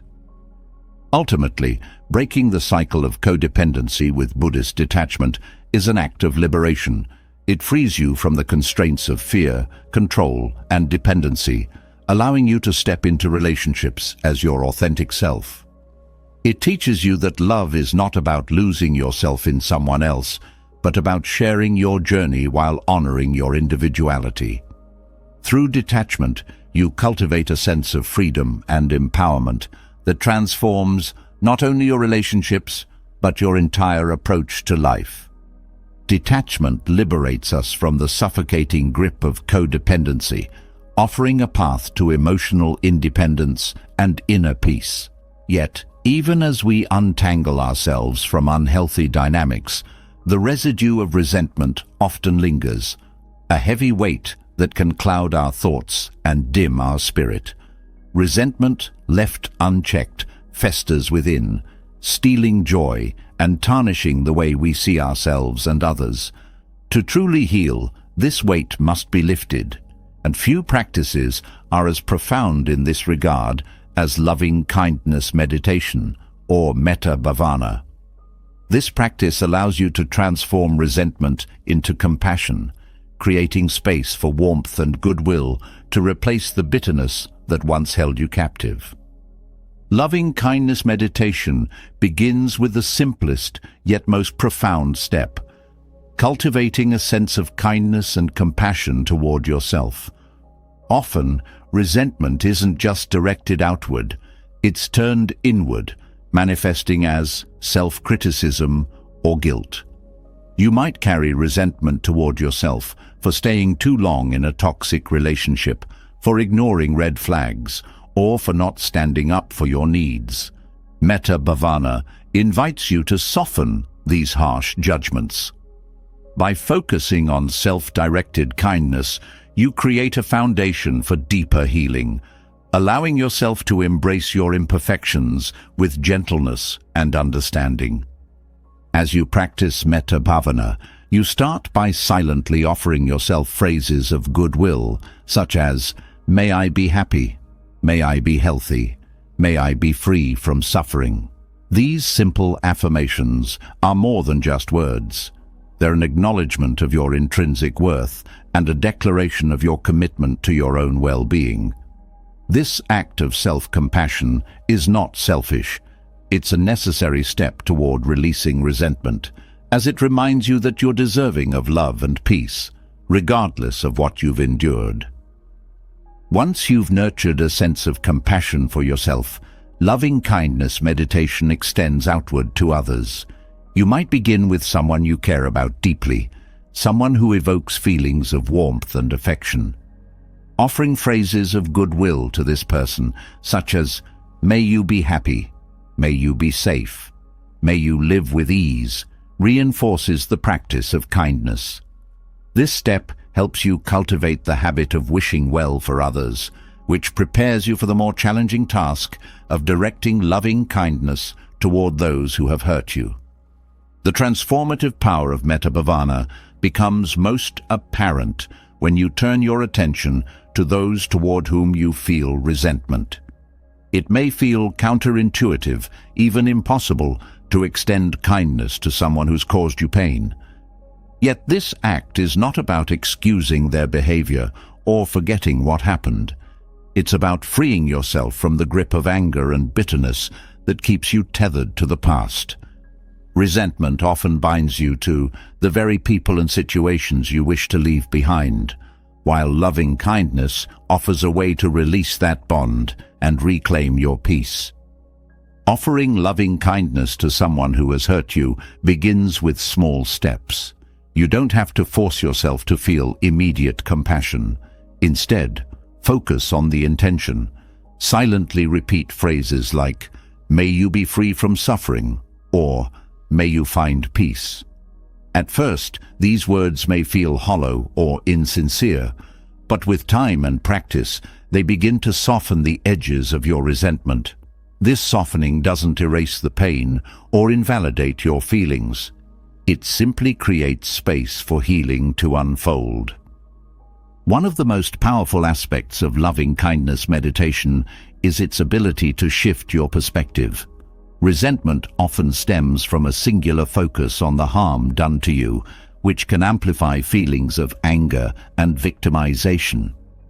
Metta Bhavana encourages you to see the other person's humanity, recognizing that their actions may have been shaped by their own pain, ignorance, or struggles. This doesn't excuse their behavior, but it helps you approach the situation with greater understanding and less animosity. Compassion for others does not mean condoning their actions. It means acknowledging their complexity as human beings. Practicing loving kindness meditation regularly can also help dissolve the cycle of blame. When resentment is left unaddressed, it often perpetuates a narrative of us versus them, reinforcing feelings of separation and conflict. Metta Bhavana bridges this divide by fostering a sense of connection. By extending goodwill to others, even those who have wronged you, you affirm the shared human experience of seeking happiness and avoiding suffering. This recognition creates a sense of unity that can dissolve the walls resentment builds. Loving-kindness meditation also has a profound impact on your emotional and physical well-being. Studies have shown that practicing metta bhavana can reduce stress, lower blood pressure, and increase feelings of happiness and contentment. These benefits arise because the practice shifts your focus from negativity to positivity, from anger to compassion. Over time, this shift creates a ripple effect, transforming not only how you feel about yourself and others, but also how you engage with the world. Another essential aspect of loving-kindness meditation is its emphasis on impermanence. Resentment often feels eternal, as if the hurt and anger will never fade. Metta bhavana challenges this perception by reminding you that emotions, like all things, are transient. By sitting with your resentment and offering kindness instead of resistance, you allow the emotion to move through you rather than becoming stuck. This process of acknowledgement and release is a powerful antidote to the stagnation resentment creates. The practice of metta bhavana also strengthens your ability to forgive. Forgiveness doesn't mean erasing the past or reconciling with someone who has harmed you. It means choosing to let go of the emotional weight of resentment, freeing yourself to live fully in the present. Loving-kindness meditation supports this process by fostering compassion and understanding, which are essential components of forgiveness. It helps you release the grip of anger, not for the sake of the other person, but for your own liberation. One of the most challenging yet rewarding aspects of loving-kindness meditation is extending goodwill to all beings, including those you may never meet or even those who might have caused harm on a larger scale. This universal compassion reflects the Buddhist principle of interconnectedness, reminding you that your well-being is tied to the well-being of others. By cultivating loving kindness on a broader scale, you expand your capacity for compassion, making it easier to release resentment in specific relationships. Loving-kindness meditation also encourages patience and perseverance. Releasing resentment is not a one-time event, but an ongoing process. Some days the practice may feel effortless, while on others it may feel like a struggle. The key is to remain committed, trusting that each effort contributes to your healing.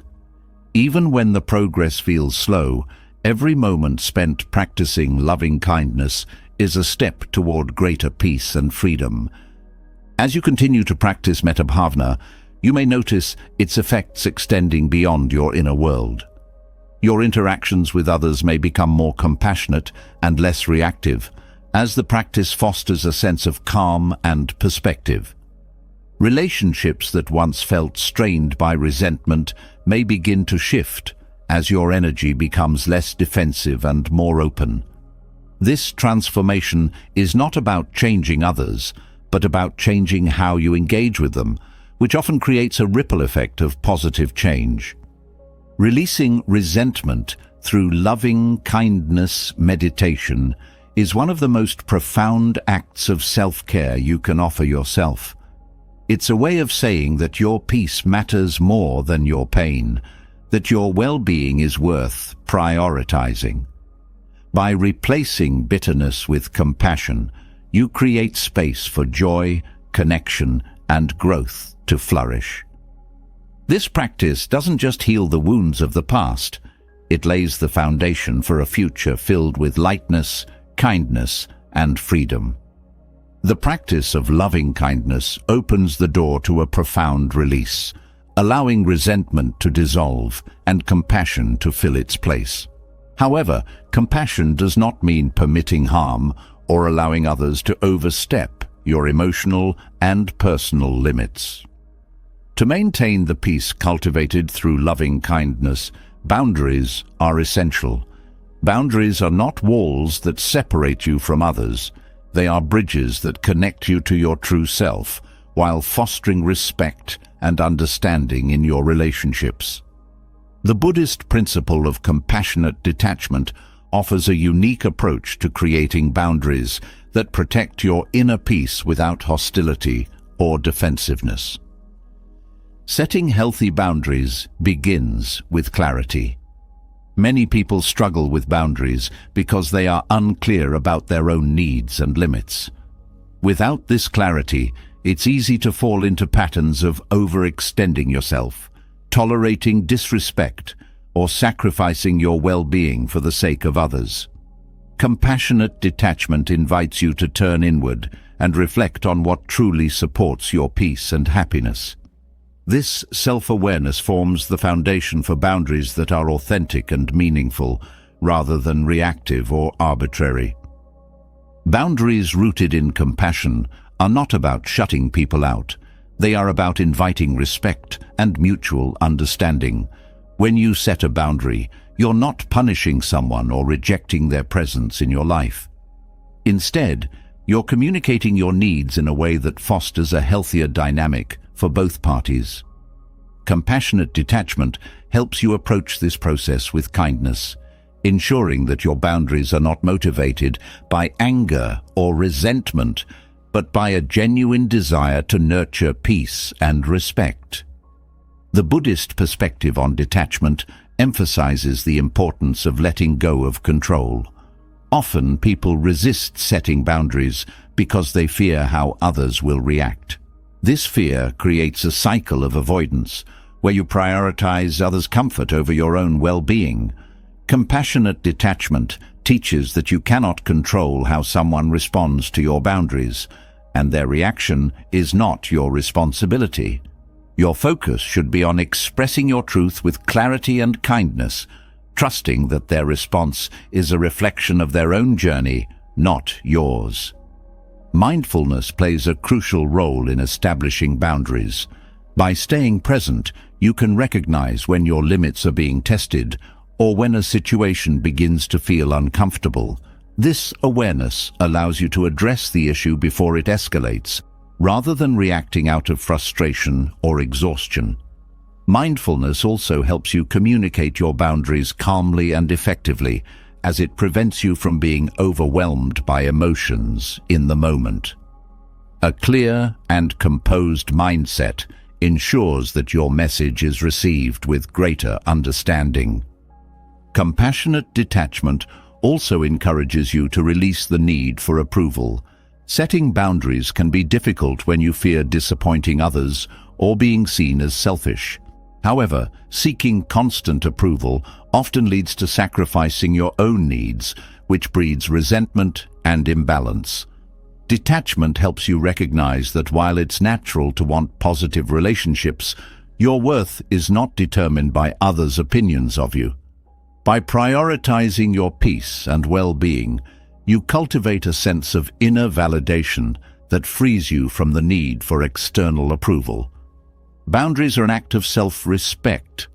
When you set a boundary, you're affirming that your needs and feelings are valid and deserve consideration. This self-respect is not only empowering, but also contagious. When you treat yourself with dignity, you encourage others to do the same.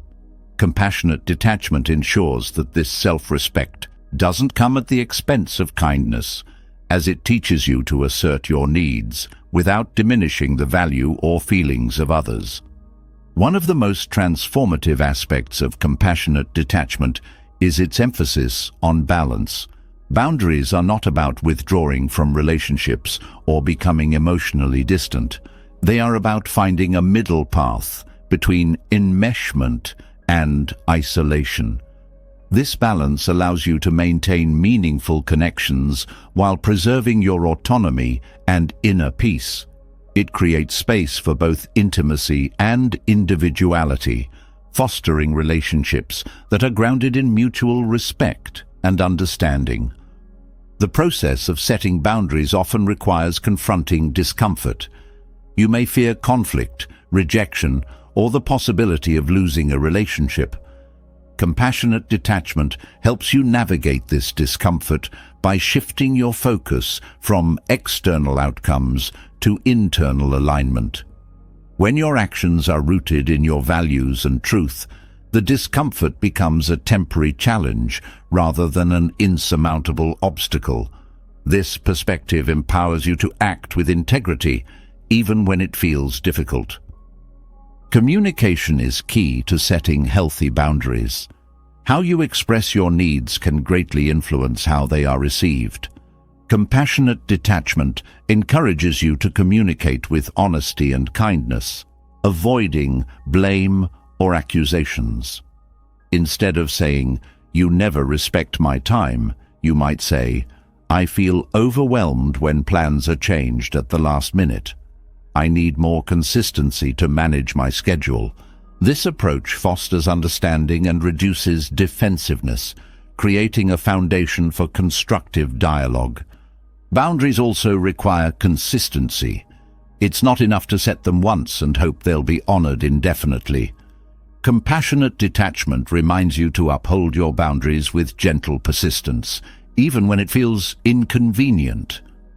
This consistency reinforces their importance and prevents the erosion of your well-being over time. It also communicates to others that your boundaries are non-negotiable, which fosters respect and reduces the likelihood of repeated violations. Forgiveness plays a role in maintaining boundaries. There may be times when others unintentionally overstep your limits, or when you struggle to uphold them yourself. Compassionate detachment encourages you to approach these moments with understanding rather than judgment. Forgiving yourself and others for boundary missteps creates an environment of growth and learning rather than one of blame or resentment.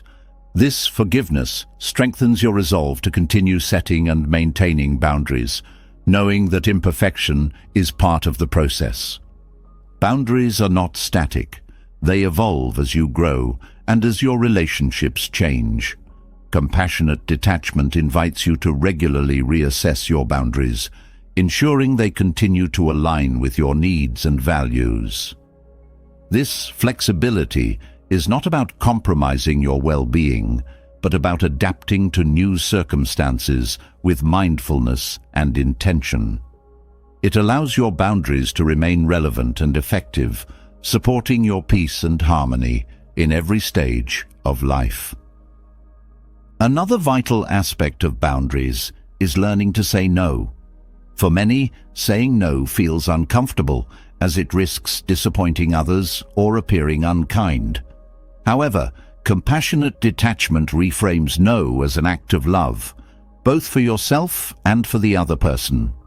Saying no when something compromises your well-being ensures that you can show up fully and authentically in your relationships, rather than becoming overwhelmed or resentful. It also teaches others to respect your limits and take responsibility for their own needs. Boundaries also extend to your relationship with yourself. Compassionate detachment encourages you to set limits on self-criticism, overworking, or neglecting your well-being. Just as you would protect your peace in a relationship with someone else, you must do the same in your relationship with yourself. This self-boundary fosters a sense of balance and self-care, ensuring that you treat yourself with the same compassion and respect you offer to others. The practice of setting boundaries is deeply empowering. It shifts the focus from external control to internal agency, reminding you that you have the power to create a life aligned with your values and needs. Compassionate detachment enhances this empowerment by grounding your boundaries in kindness and understanding, ensuring they support not only your well-being, but also the health of your relationships. Boundaries are not barriers to connection. They are the foundation of meaningful, balanced relationships. By setting and maintaining boundaries with compassion, you create a space where respect, understanding, and authenticity can thrive. Compassionate detachment transforms boundaries from a source of conflict into a tool for harmony, fostering a life of peace and intentionality. Through this practice, you not only protect your inner peace, but also honor the humanity and dignity of everyone you encounter. Boundaries rooted in compassion help safeguard your inner peace, But there are moments when even the healthiest boundaries cannot salvage a relationship. Letting go becomes the only path forward. However, the process of letting go often stirs powerful emotions.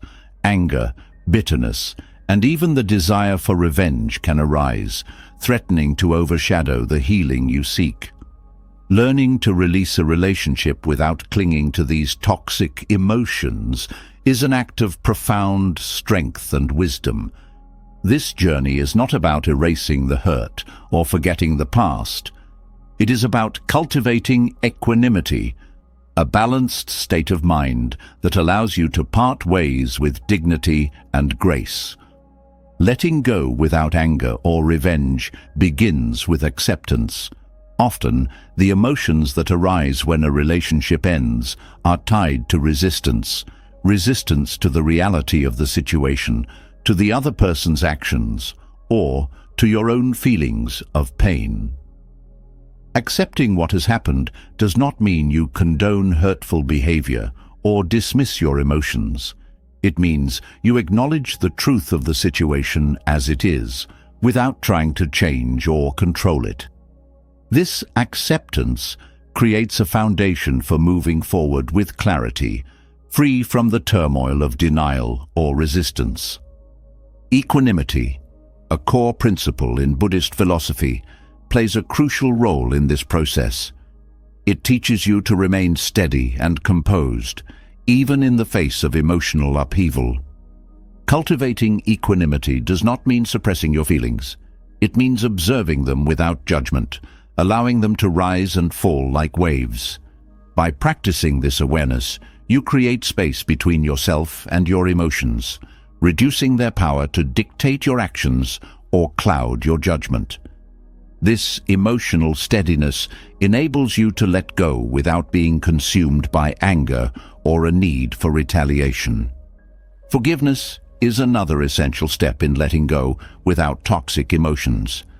Forgiveness is often misunderstood as excusing someone's actions or pretending the hurt didn't happen. In reality, forgiveness is an act of liberation. It frees you from the grip of resentment and allows you to reclaim your peace. This does not mean you have to reconcile with the person or invite them back into your life. It simply means you release the emotional hold their actions have over you, choosing your well-being over the weight of unresolved anger. Practicing forgiveness can be challenging, especially when the pain feels fresh or profound. One way to approach it is through empathy. While it's not always easy, trying to understand the other person's perspective can soften feelings of anger or blame. Recognizing that their actions may have been shaped by their own struggles or limitations does not excuse their behavior, but it can help you see them as human rather than as a source of harm. This perspective creates room for compassion, which is a powerful antidote to anger. Letting go without anger also requires releasing the need for closure. Many people hold on to resentment because they feel they need answers, apologies, or acknowledgement to move forward. While closure can be comforting, it is not always possible, and waiting for it can keep you trapped in a cycle of frustration. Instead, focus on creating your own closure by reflecting on what the relationship taught you and how it shaped your growth.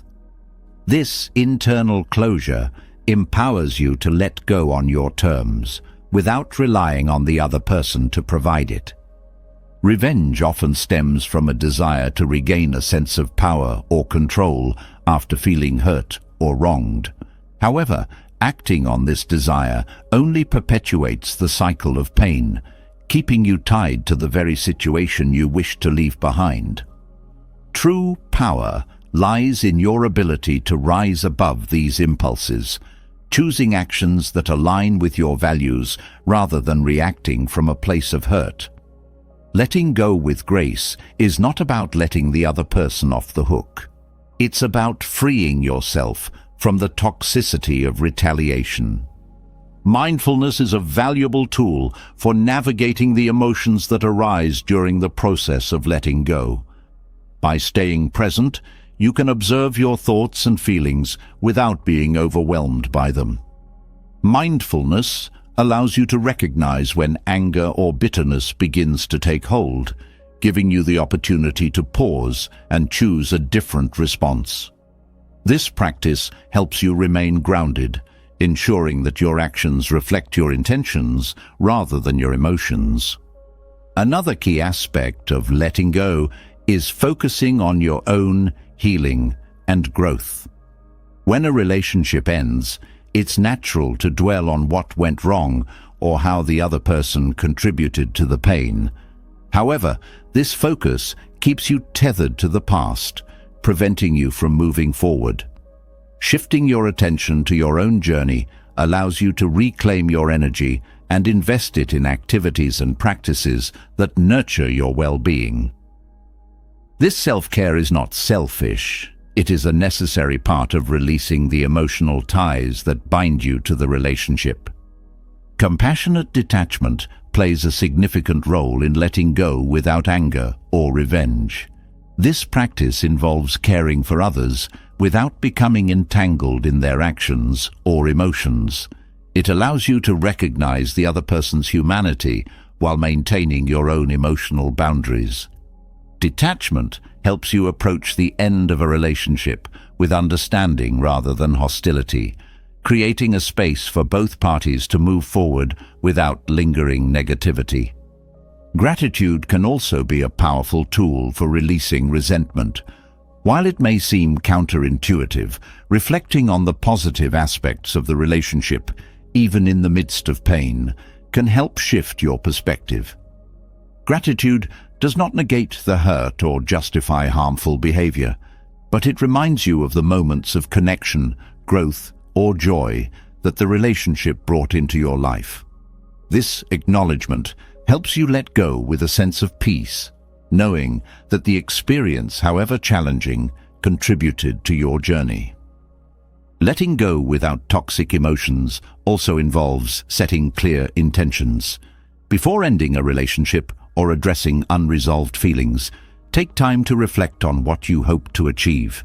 Are you seeking peace, clarity, or freedom? By defining your intentions, you can approach the situation with purpose and avoid being swayed by reactive emotions. These intentions serve as a guide, helping you navigate the complexities of letting go with integrity and self-awareness. Resentment often thrives on unmet expectations. When a relationship ends, it's easy to focus on how the other person failed to meet your needs or fulfill your hopes. Letting go without anger involves releasing these expectations and accepting the reality of what the relationship was, rather than what you wished it to be. This acceptance does not diminish the pain, but helps you move beyond it, creating space for healing and growth. Letting go also means releasing the narrative of blame. While it's natural to assign responsibility for the pain, clinging to blame keeps you tethered to the past and prevents you from finding closure. Instead, focus on taking responsibility for your own healing. This shift empowers you to move forward, knowing that your well-being is in your hands, not dependent on the actions or apologies of others. Equanimity teaches you to approach endings with a sense of balance and perspective. Relationships, like all aspects of life, are impermanent, and their endings are not a reflection of failure, but of life's natural ebb and flow. By embracing this truth, you can let go without clinging to anger or regret, trusting that each ending creates space for new beginnings. Ultimately, letting go without anger or revenge is an act of self-love. It is a choice to prioritize your peace and well-being over the weight of past hurts. This process requires courage, patience, and compassion, but it also brings profound freedom. By releasing the grip of toxic emotions, You open the door to a future defined not by the pain of what was lost, but by the possibilities of what lies ahead. Letting go without anger or revenge creates a space for peace, but that space can often feel unfamiliar, even fragile. The emptiness left behind after ending a toxic relationship may stir a mixture of relief, sadness, and uncertainty. This is where the true work begins, healing yourself and rediscovering the inner harmony that was once overshadowed by emotional chaos. Buddhist practices offer a gentle, powerful path to self-care, focusing on nurturing self-love, regaining balance, and embracing your wholeness. Healing after letting go starts with acknowledging your emotions without judgment. It is natural to feel a range of emotions, from grief to relief after releasing a toxic connection. Instead of pushing these feelings aside or rushing to move on, Buddhist teachings encourage you to sit with them and allow them to flow freely. By observing your emotions without clinging to them, you give yourself permission to process the pain and let it dissipate naturally. This practice of mindful observation creates a sense of emotional freedom, as it prevents you from being overwhelmed or trapped by what you feel. Self-compassion is the cornerstone of healing. After a toxic relationship, you may find yourself revisiting mistakes, questioning your choices, or carrying guilt for staying too long or not seeing the signs earlier. Buddhist self-care begins with extending kindness to yourself, just as you would to a dear friend in pain. This means recognizing that you did the best you could with the knowledge and resources you had at the time.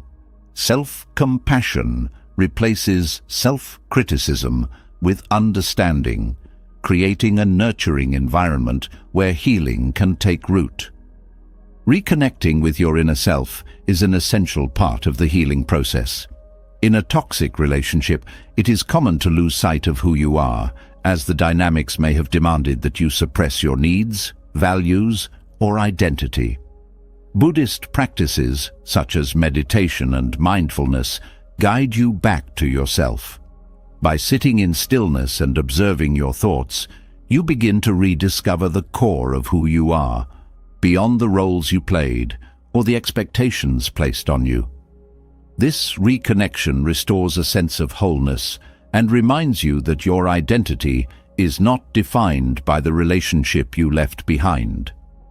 Another important aspect of healing is cultivating a sense of gratitude, not for the pain itself, but for the strength and lessons it revealed. Buddhist philosophy emphasizes the transformative power of adversity, encouraging you to see challenges as opportunities for growth. Reflecting on what you learned from the relationship, about yourself, your boundaries, or your needs, can shift your perspective from one of loss to one of empowerment. Gratitude fosters resilience and helps you carry forward the wisdom gained from the experience. Healing also involves restoring balance in your life. Toxic relationships often create imbalances where your energy is disproportionately focused on the other person or on managing conflict. Rebuilding balance means redirecting that energy toward activities and practices that nourish you. This could be as simple as spending time in nature, pursuing a creative hobby, or reconnecting with supportive friends and family. These acts of self-care remind you that you are deserving of joy and fulfillment, independent of any relationship. The practice of mindfulness is particularly powerful in maintaining balance during the healing process. Mindfulness helps you stay present, preventing you from dwelling on the past or worrying about the future. It allows you to fully engage with the present moment, appreciating its richness and beauty. This presence creates a sense of calm and stability, grounding you as you navigate the complexities of healing. Releasing attachments is another key element of self-care. After a toxic relationship, you may find yourself holding on to remnants of the connection, whether it's physical mementos, unresolved feelings, or lingering what-ifs. Buddhist teachings encourage you to let go of these attachments, not by suppressing them, but by acknowledging their impermanence.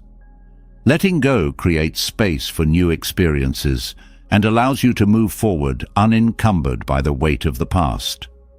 Practicing loving kindness toward yourself is a profound way to nurture healing. Loving kindness meditation, or metta bhavana, involves offering phrases of goodwill to yourself, such as, "May I be happy, may I be healthy, may I be free from suffering." This practice not only cultivates self-love, but also reinforces your commitment to your own well-being. It shifts your focus from the pain of the past to the possibilities of the present, creating a foundation of positivity and hope. Establishing healthy routines is another important aspect of healing. Toxic relationships often disrupt your sense of stability, leaving you feeling unmoored. Creating a daily routine that includes practices like meditation, exercise, or journaling can help you regain a sense of structure and control. These routines serve as anchors, providing consistency and comfort as you navigate the ups and downs of healing. Buddhist teachings also emphasize the importance of non-attachment to outcomes. As you heal, it's natural to hope for a certain timeline or specific results. However, clinging to these expectations can create frustration or disappointment if progress feels slow. Non-attachment teaches you to trust the process, allowing healing to unfold in its own time and in its own way. This patience creates space for deeper and more sustainable growth. Connecting with a supportive community can also enhance your healing journey. In Buddhism, the Sangha, or spiritual community, plays a vital role in providing guidance and encouragement. Surrounding yourself with people who uplift and support you can make a significant difference in your recovery. Whether it's close friends, family, or a group that shares your values, these connections remind you that you are not alone and that healing is a shared human experience. Healing after a toxic relationship also involves setting intentions for the future. While it's important to process the past, dwelling on it can keep you stuck. Setting intentions allows you to shift your focus toward what you want to create moving forward. These intentions don't have to be grand. They can be as simple as prioritizing your well-being, pursuing a passion, or fostering healthy relationships. Intentions serve as a guiding light, helping you navigate the path ahead with clarity and purpose. Rebuilding trust in yourself is another critical aspect of healing. Toxic relationships often erode your confidence in your own judgment or instincts. Buddhist practices encourage you to reconnect with your inner wisdom by cultivating self-awareness and mindfulness. As you begin to trust yourself again, you strengthen your ability to make decisions that align with your values and protect your well-being. Healing is about embracing the impermanence of pain. Just as joy is fleeting, so too is sorrow. Buddhist philosophy reminds you that all emotions, no matter how intense, will eventually pass. By holding this truth in your heart, you can approach the healing process with hope and patience, knowing that the pain you feel today will transform into peace and wisdom with time. Through these practices, healing becomes not just a process of recovery, but a journey of transformation. It is an opportunity to rediscover your strength, reclaim your peace, and create a life that reflects your true self. Buddhist approaches to self-care provide the tools and guidance to navigate this journey with grace, empowering you to move forward with a heart that is whole and a spirit that is free. The journey of healing after letting go of a toxic relationship brings moments of clarity, self-compassion, and renewed strength.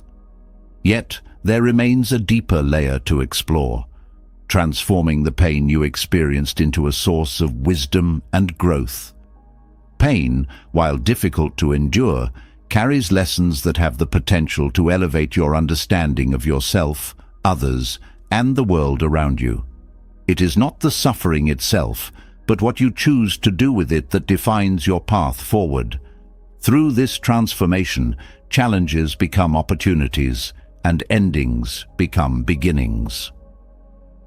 Pain from a toxic relationship can feel overwhelming, but it often serves as a mirror, reflecting truths about your values, boundaries, and patterns. When viewed through the lens of growth, these reflections offer insights into your emotional needs and vulnerabilities. Instead of avoiding or suppressing this pain, allow yourself to explore it with curiosity and openness. What does the pain reveal about what you tolerated, what you long for, or what you lacked? Each revelation holds a seed of wisdom, showing you areas where healing and growth are most needed. A significant aspect of transforming pain into wisdom is taking responsibility for your role in the dynamic. This does not mean blaming yourself for being mistreated, but rather acknowledging where your choices or actions may have contributed to the relationship's challenges. Perhaps you ignored red flags, compromised your values, or struggled to assert your needs. Taking responsibility empowers you to learn from these experiences, ensuring that you approach future relationships with greater awareness and intentionality. Pain also highlights your resilience. Enduring a toxic relationship and finding the strength to leave it behind is no small feat. Reflecting on the courage it took to make that decision can shift your perspective from one of victimhood to one of empowerment. Recognizing your resilience reminds you of your capacity to navigate difficult situations and emerge stronger on the other side. This newfound strength becomes a cornerstone for building a life rooted in self-respect and authenticity. One of the profound lessons pain teaches is the importance of boundaries. Toxic relationships often push the limits of what you can endure, exposing areas where your boundaries may have been too porous or undefined. This awareness gives you the opportunity to redefine and reinforce your limits, ensuring that future relationships honor your needs and well-being. Pain, in this context, becomes a teacher, guiding you toward greater self-protection and self-respect. Transforming pain into wisdom also involves cultivating empathy. Experiencing emotional hardship deepens your understanding of the struggles others may face, fostering compassion and connection. This empathy is not about excusing harmful behavior, but about recognizing the complexity of human emotions and relationships. By acknowledging your own pain, you become better equipped to support others with kindness and understanding, creating a ripple effect of healing and growth. Self-awareness is another gift that emerges from transforming pain. Toxic relationships often bring hidden patterns and unresolved wounds to the surface, offering an opportunity to address them with clarity and intention. Perhaps you discovered a tendency to prioritize others at your own expense, or realized that fear of loneliness kept you in a harmful dynamic. These insights empower you to break free from old patterns and create healthier relationships moving forward. Spiritual growth often arises from the depths of pain. In Buddhism, suffering is seen as a natural part of life and a pathway to enlightenment when approached mindfully. The pain of a toxic relationship can become a catalyst for spiritual awakening, encouraging you to seek deeper meaning and purpose. This growth is not about bypassing your emotions, but about integrating the lessons they bring into a broader understanding of yourself and your place in the world. Letting go of resentment is a critical step in transforming pain. Holding on to anger or bitterness keeps you tethered to the past, preventing you from fully embracing the wisdom it offers. Releasing these emotions does not mean forgetting or condoning what happened. It means choosing peace over prolonged suffering. Forgiveness, both for yourself and the other person, is a profound act of liberation that allows you to move forward with clarity and grace. Mindfulness is a valuable tool for turning pain into wisdom. By staying present with your emotions, you can observe them without being overwhelmed or consumed. This practice helps you distinguish between the stories you tell yourself about the pain and the actual experience of it. Mindfulness creates space for reflection and insight, allowing you to uncover the lessons hidden within the discomfort. Over time, this practice fosters a sense of calm and resilience, even in the face of challenging emotions. Another aspect of transforming pain is embracing the impermanence of suffering. Just as relationships change and evolve, so too does pain. Buddhist philosophy teaches that all emotions, no matter how intense, are transient. This understanding allows you to approach your pain with patience and compassion, trusting that it will eventually give way to healing and growth. Embracing impermanence also encourages you to stay open to the new possibilities that arise when you release the past. Pain also teaches you the value of self-love. In a toxic relationship, you may have compromised your well-being to meet someone else's needs or expectations. The pain of that experience underscores the importance of prioritizing your own happiness and health. Transforming pain into wisdom means learning to nurture yourself, setting aside time for rest, joy, and self-discovery. This self-love becomes a foundation for future relationships, ensuring that they are built on mutual respect and care. Resilience, empathy, self-awareness, and spiritual growth are not the only outcomes of transforming pain. There is also a renewed sense of purpose. The challenges you faced can inspire you to support others who are navigating similar struggles, turning your experience into a source of guidance and encouragement. Whether through sharing your story, offering advice, or simply being present for someone in need, your pain can become a beacon of hope and strength for others. Transforming pain into wisdom also involves reimagining your narrative. Instead of viewing the toxic relationship as a failure or loss, you can see it as a chapter in your journey of growth. This shift in perspective allows you to reclaim your power, recognizing that the experience shaped you in meaningful ways. It reminds you that your story is not defined by the pain you endured, but by the resilience and wisdom you gained. Growth often requires stepping into discomfort, and the pain of a toxic relationship is no exception. Facing the raw emotions and difficult truths that arise is not easy, but it is necessary for transformation. Buddhist teachings encourage you to lean into this discomfort with curiosity and openness, trusting that it holds the key to your evolution. By embracing the process, you allow pain to become a source of strength and insight, rather than a barrier to your progress. Transforming pain into wisdom is about cultivating hope.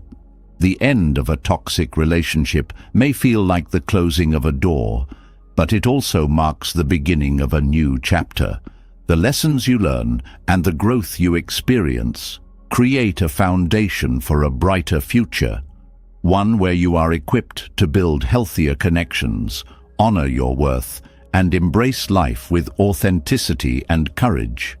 Pain, when met with intention and reflection, becomes not just a challenge to overcome, but a stepping stone toward the life you truly deserve. Transforming pain into wisdom reveals the depth of strength and insight that emerges from challenging experiences. Yet, as you navigate the complexities of personal growth, the way you end relationships also becomes a reflection of your inner transformation. When the time comes to close a chapter, The words you choose and the intention behind them hold immense power. Ending a relationship, particularly a toxic one, mindfully requires communication that aligns with truth, compassion, and purpose. The Buddhist principle of right speech provides a guiding framework for this process, helping you navigate these moments with clarity and integrity. Right speech is not just about the words you use, but the energy they carry and the intention behind them. It emphasizes communication that is truthful, kind, and necessary. When ending a relationship, these principles serve as anchors, ensuring that your words honor both your truth and the dignity of the other person. Speaking truthfully does not mean being harsh or brutally honest. It means expressing your feelings and needs in a way that reflects authenticity without causing unnecessary harm. The first element of right speech, truthfulness, requires you to be clear and honest about your reasons for ending the relationship. Avoiding or sugarcoating the truth may seem like an easier path, but it often creates confusion and prolongs the emotional entanglement. Truthfulness invites you to articulate your feelings and boundaries with sincerity, allowing both parties to gain clarity and move forward. This honesty is not about placing blame, but about taking responsibility for your own well-being and expressing your needs with respect. Kindness is equally important in practicing right speech. Ending a relationship, even a toxic one, is a vulnerable moment for both individuals. Choosing words that reflect empathy and understanding helps to soften the impact of the conversation. Kindness does not mean avoiding difficult truths or sacrificing your boundaries. It means delivering those truths with compassion. Acknowledging the other person's humanity, even in the midst of pain or conflict, creates space for closure and healing. The necessity of your words is another key principle of right speech. Before speaking, reflect on whether what you're about to say is truly essential to the conversation. Unnecessary comments or criticisms often arise from anger or frustration and serve no constructive purpose. By focusing on what is necessary, you streamline the conversation, ensuring that your words are meaningful and aligned with your intention to end the relationship mindfully. Right speech also involves mindful listening. Communication is not solely about expressing your own thoughts. It is also about creating a space for the other person to be heard. Listening without interruption or judgment demonstrates respect, even if you disagree with their perspective. This act of presence and attentiveness helps to de-escalate tension and fosters a sense of mutual understanding, even in moments of disagreement. Timing plays a crucial role in ending relationships mindfully. Right speech encourages you to consider the context and emotional state of both individuals before initiating the conversation. Choosing a time when you're both calm and focused allows for a more constructive dialogue. Rushed or emotionally charged conversations often lead to misunderstandings and heightened conflict. By approaching the conversation with patience and intention, you create an environment where right speech can thrive. Non-attachment is another important aspect of practicing right speech during this process. It is natural to feel tempted to seek validation, justify your actions, or elicit a specific response from the other person. However, these attachments can cloud your communication and lead to unnecessary tension. Right speech teaches you to speak from a place of inner alignment, without being overly attached to how your words are received. This detachment allows you to remain centered and focused on your intention rather than being swayed by external reactions. Balancing honesty with tact is a skill that right speech cultivates. When sharing your reasons for ending the relationship, avoid blaming or accusing the other person. Instead, Focus on expressing your feelings and experiences in a way that reflects your personal truth. For example, saying, "I feel that this relationship is no longer healthy for me," is more constructive than "you always make things difficult." This approach shifts the focus from criticism to self-awareness, encouraging a more constructive conversation. Another vital aspect of right speech is refraining from gossip or speaking negatively about the other person to others. Ending a relationship can stir emotions that tempt you to vent or seek validation from mutual friends or family. However, speaking ill of the other person only perpetuates negativity and harms your integrity. Right speech reminds you to honor the dignity of the relationship, even as it ends, by choosing words that reflect respect and restraint. Self-awareness is essential in practicing right speech. Before initiating the conversation, take time to reflect on your intentions and emotions. Are you approaching the conversation from a place of clarity and compassion, or are unresolved feelings influencing your words? This self-reflection helps you align your communication with the principles of right speech, ensuring that your words reflect your highest intentions rather than reactive emotions. Boundaries are an integral part of ending relationships mindfully. Right speech provides a framework for articulating these boundaries with clarity and respect. Clearly stating what you need and what is no longer acceptable creates a foundation for closure and protects your well-being. At the same time, right speech encourages you to express these boundaries without hostility, fostering a sense of mutual respect even as the relationship ends. Practicing gratitude during the conversation can also support mindful communication. While the relationship may have caused pain, it likely held moments of connection, growth, or learning as well. Acknowledging these positive aspects does not diminish the reasons for ending the relationship. It simply adds balance to the conversation. Expressing gratitude for the shared experiences can help both parties part ways with a sense of closure and respect. The practice of right speech also involves letting go of the need to win the conversation. Ending a relationship is not about proving who is right or wrong. It is about honoring your truth and creating a path forward. This mindset helps you approach the conversation with humility and openness, reducing the likelihood of defensiveness or escalation. By focusing on resolution rather than conflict, you create a space for mutual understanding. Forgiveness, both for yourself and the other person, is another element of right speech.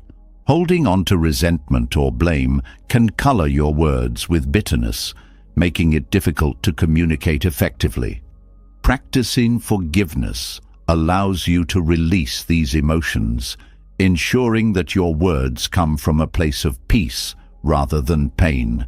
This forgiveness is not about condoning harmful behavior. It is about freeing yourself from the emotional weight of the past. Right speech also encourages you to be mindful of your tone and body language during the conversation. Non-verbal cues often carry as much weight as the words themselves. Approaching the conversation with a calm and open demeanor reinforces your intention to communicate mindfully. Avoiding harsh tones or closed-off body language helps to create a more receptive and respectful environment.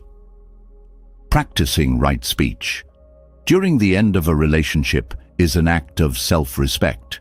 It reflects your commitment to living in alignment with your values, even in difficult moments.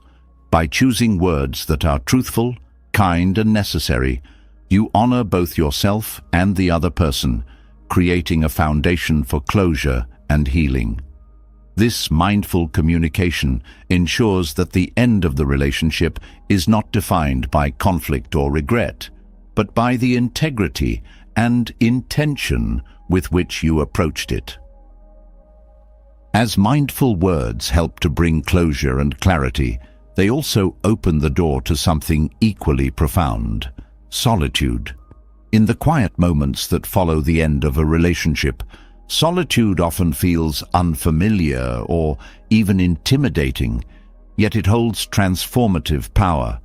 It is not a void, but a sanctuary, a space to reconnect with the parts of yourself that may have been overshadowed or neglected. Solitude offers the opportunity to see clearly, to strip away distractions, and to rediscover the person you are when no one else's needs or expectations take precedence. Embracing this time with intention can be one of the most healing and empowering steps in your journey. Solitude invites a reconnection with your inner world, something that often gets lost in the complexities of relationships. When you are constantly surrounded by others, your thoughts and emotions can be shaped by their influence, leaving little room for your authentic self to emerge.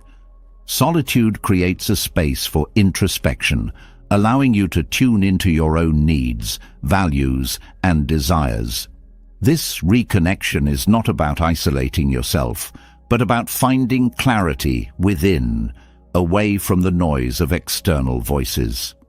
In solitude, emotional clarity begins to unfold. After the intensity of a toxic relationship, your emotions can feel tangled and overwhelming. Being alone allows you to sit with these feelings without judgment or distraction, giving them the space to settle. This process is not always easy. Pain, anger, and sadness may surface, but it is essential for understanding what you have experienced and what you need to heal.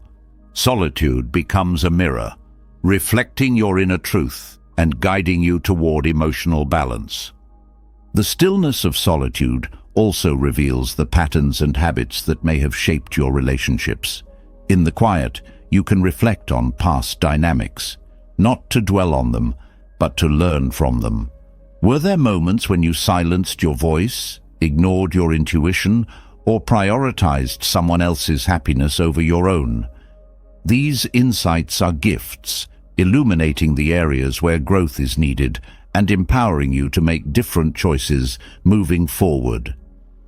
Solitude fosters self-reliance, a quality that can feel foreign after a period of emotional dependence or codependency. When you sit with yourself, you learn to trust your own judgment and intuition. You begin to see that your worth is not tied to someone else's approval or validation, but rooted in your inherent being. This self-reliance strengthens your ability to navigate life's challenges with confidence, knowing that you are capable of supporting yourself emotionally and mentally. In the space that solitude provides, creativity often flourishes. The quiet allows your mind to wander, explore, and imagine without interruption.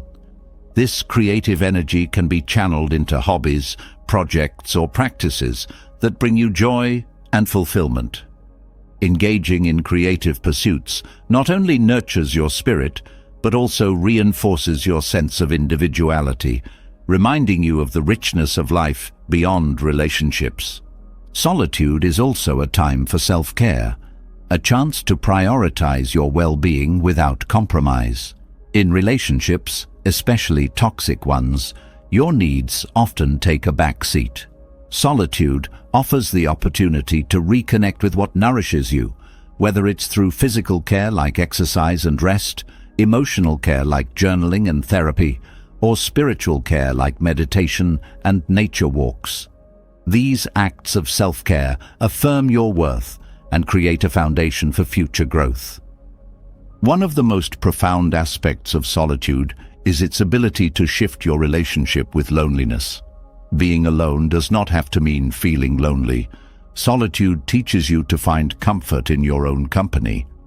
This shift requires a change in perspective, moving from seeing solitude as a lack to embracing it as a presence of peace, possibility, and self-discovery. As you grow more comfortable with solitude, you realize that being alone can be a source of strength rather than a sign of weakness. Solitude also cultivates mindfulness, encouraging you to be fully present with yourself. In the absence of external distractions, you can pay attention to the subtleties of your thoughts, emotions, and surroundings. This mindfulness deepens your awareness of who you are and what truly matters to you. It helps you break free from the autopilot of daily life, replacing it with intentional living and authentic choices. The quiet of solitude allows you to rediscover your passions and interests, many of which may have been overshadowed in the demands of a relationship.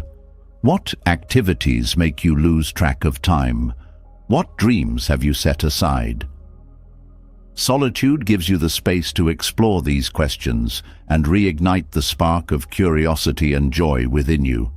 This exploration is not just about finding new hobbies. It's about reconnecting with the essence of who you are. Solitude also provides an opportunity to recalibrate your boundaries. Reflecting on past experiences helps you identify where your boundaries were crossed or neglected, and solitude gives you the clarity to redefine them. This process strengthens your ability to protect your emotional and mental well-being in future relationships, ensuring that you enter them from a place of strength and self-respect. Spiritual growth often finds fertile ground in solitude. In Buddhist practice, solitude is seen as a time to deepen your connection with the present moment and cultivate inner peace. Whether through meditation, prayer, or quiet reflection, solitude allows you to explore the deeper dimensions of your existence.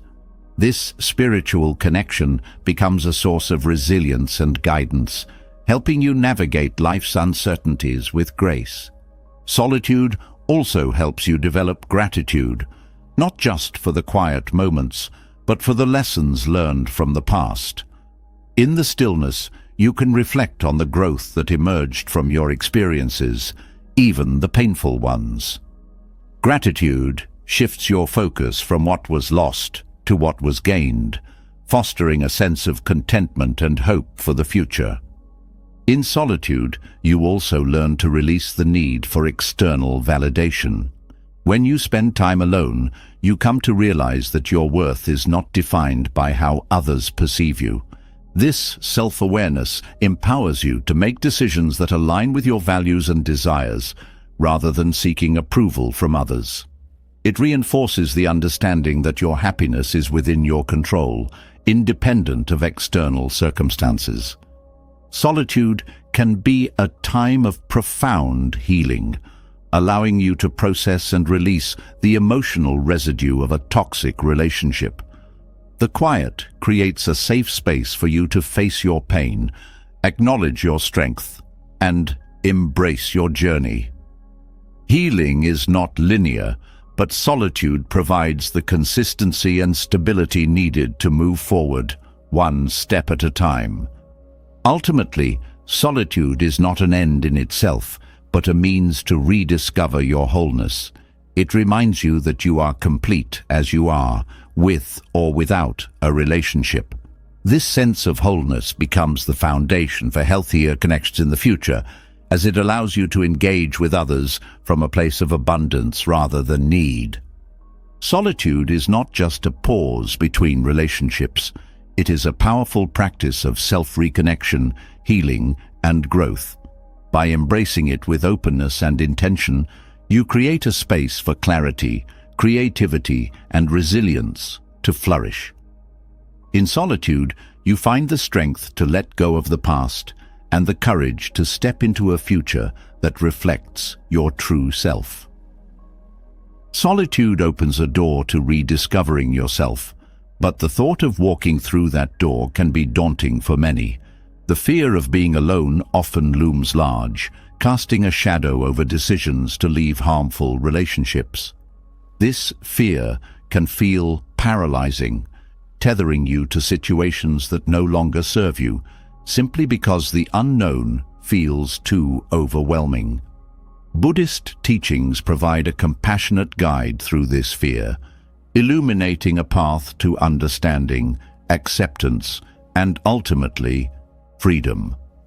The fear of being alone often stems from the stories we tell ourselves about loneliness. It's easy to associate solitude with emptiness or lack, but Buddhist philosophy challenges this perception, encouraging a shift in how we view aloneness.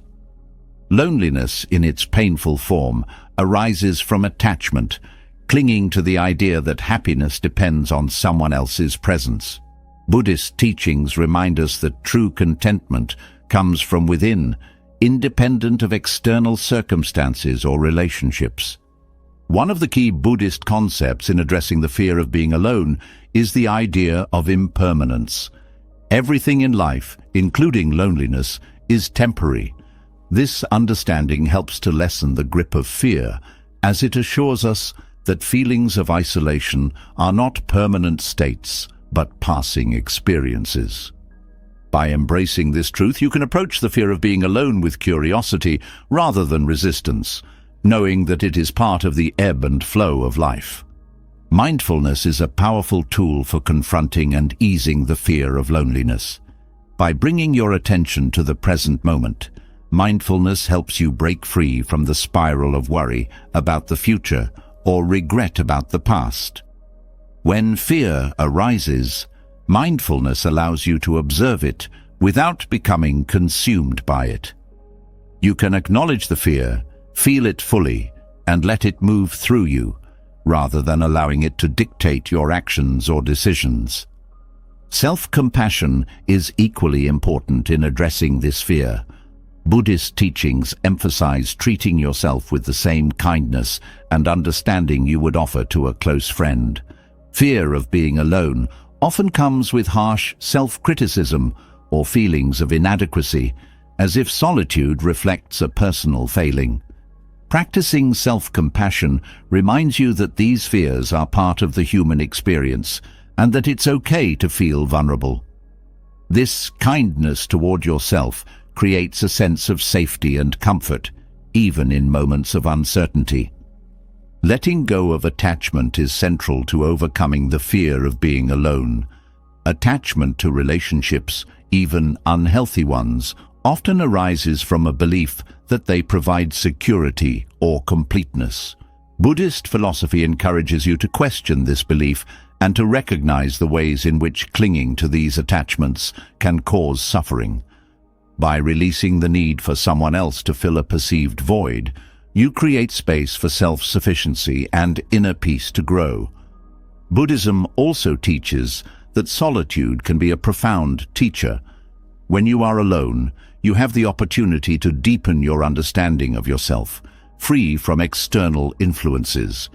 This self-awareness is not only empowering but also liberating, as it allows you to see that you are whole and complete in your own right. The fear of being alone often diminishes when you realize that solitude is not a punishment, but a gift, a chance to connect with your true self. Engaging in loving kindness meditation can help to counteract feelings of loneliness. By cultivating goodwill and compassion toward yourself and others, this practice fosters a sense of connection that transcends physical presence. It reminds you that you are part of a greater whole, even when you are physically alone. This sense of interconnectedness can be deeply comforting, reducing the sting of loneliness and replacing it with a feeling of belonging. The practice of gratitude is another way to shift your perspective on solitude. Fear of being alone often focuses on what is missing, creating a sense of lack. Gratitude redirects your attention to what is present and abundant in your life, whether it's your health, your skills, or the beauty of nature. This practice not only eases the fear of being alone, but also nurtures a sense of contentment and joy in the present moment. Understanding the distinction between loneliness and solitude is key to transforming your relationship with being alone. Loneliness is often a state of longing or dissatisfaction, while solitude is a state of presence and Acceptance. Buddhist teachings encourage you to reframe your perspective, seeing solitude as an opportunity rather than a deficit. This shift in mindset helps to neutralize the fear of being alone, replacing it with a sense of possibility. Cultivating mindfulness in daily life can also help to alleviate the fear of loneliness. Simple practices such as mindful breathing, walking or eating bring you back to the present moment, grounding you in the here and now. These practices remind you that each moment is complete in itself, reducing the tendency to seek fulfillment outside of yourself. This sense of completeness counteracts the fear of being alone, as it reinforces the understanding that your happiness is not dependent on external factors. Buddhist teachings also highlight the importance of embracing imperfection. Fear of being alone often stems from the belief that solitude reflects a flaw or failure. By accepting your humanity and embracing your imperfections, you can begin to release this fear and see solitude as a natural and valuable part of life. This acceptance fosters a sense of self-worth that is independent of your relationship status or external circumstances. Engaging in meaningful activities can also help to ease the fear of being alone. When you focus on pursuits that align with your values and passions, you fill your time with purpose and fulfillment. These activities not only enrich your life, but also reinforce the understanding that you are capable of creating joy and meaning on your own. This sense of agency is a powerful antidote to the fear of being alone, as it reminds you of your ability to thrive independently. Another important aspect of overcoming the fear of being alone is developing trust in yourself. Fear often arises from a lack of confidence in your ability to navigate life on your own. Buddhist teachings encourage you to cultivate self-trust through mindfulness and self-awareness. As you build this trust, you come to see that you have the strength and resources to face challenges and create a fulfilling life, even in the absence of a partner or companion.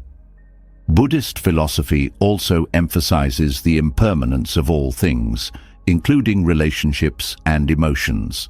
This understanding helps to put the fear of being alone into perspective, reminding you that solitude, like all experiences, is temporary. By embracing this impermanence, you can approach the fear of being alone with a sense of curiosity and openness, knowing that it is just one chapter in your journey. Compassionate detachment is another powerful tool for addressing the fear of loneliness. This practice involves caring deeply for others while maintaining a sense of emotional independence. By cultivating this balance, you can release the fear of being alone while still fostering meaningful connections. Compassionate detachment allows you to engage with others from a place of abundance rather than need, reducing the anxiety that often accompanies the prospect of solitude. Finally, Buddhist teachings remind us that true freedom comes from within. The fear of being alone often stems from a sense of dependence on others for happiness or security. By turning inward and cultivating inner peace, you free yourself from this dependence and discover a wellspring of contentment that is not tied to external circumstances. This inner freedom is the ultimate antidote to the fear of being alone, as it empowers you to navigate life with confidence, resilience, and joy. Letting go of toxic relationships is one of the most challenging but transformative acts of self-love you can undertake. Through Buddhist teachings, we've explored how to recognize harmful patterns, cultivate non-attachment, and practice forgiveness while honoring your inner peace.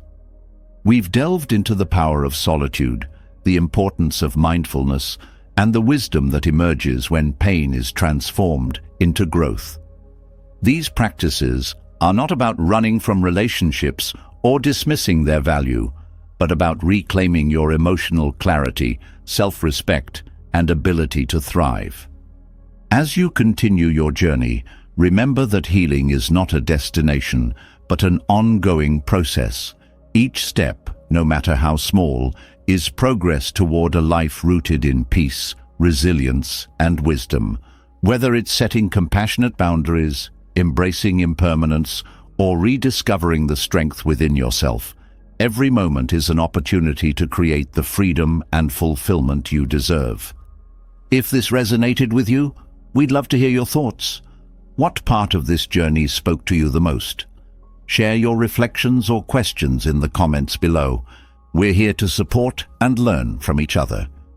And if you found value in this discussion, don't forget to subscribe and hit the notification bell to join our community and stay inspired. Together, we'll continue exploring transformative insights and building lives of intention and meaning. Thank you for being part of this journey. Your growth inspires us all.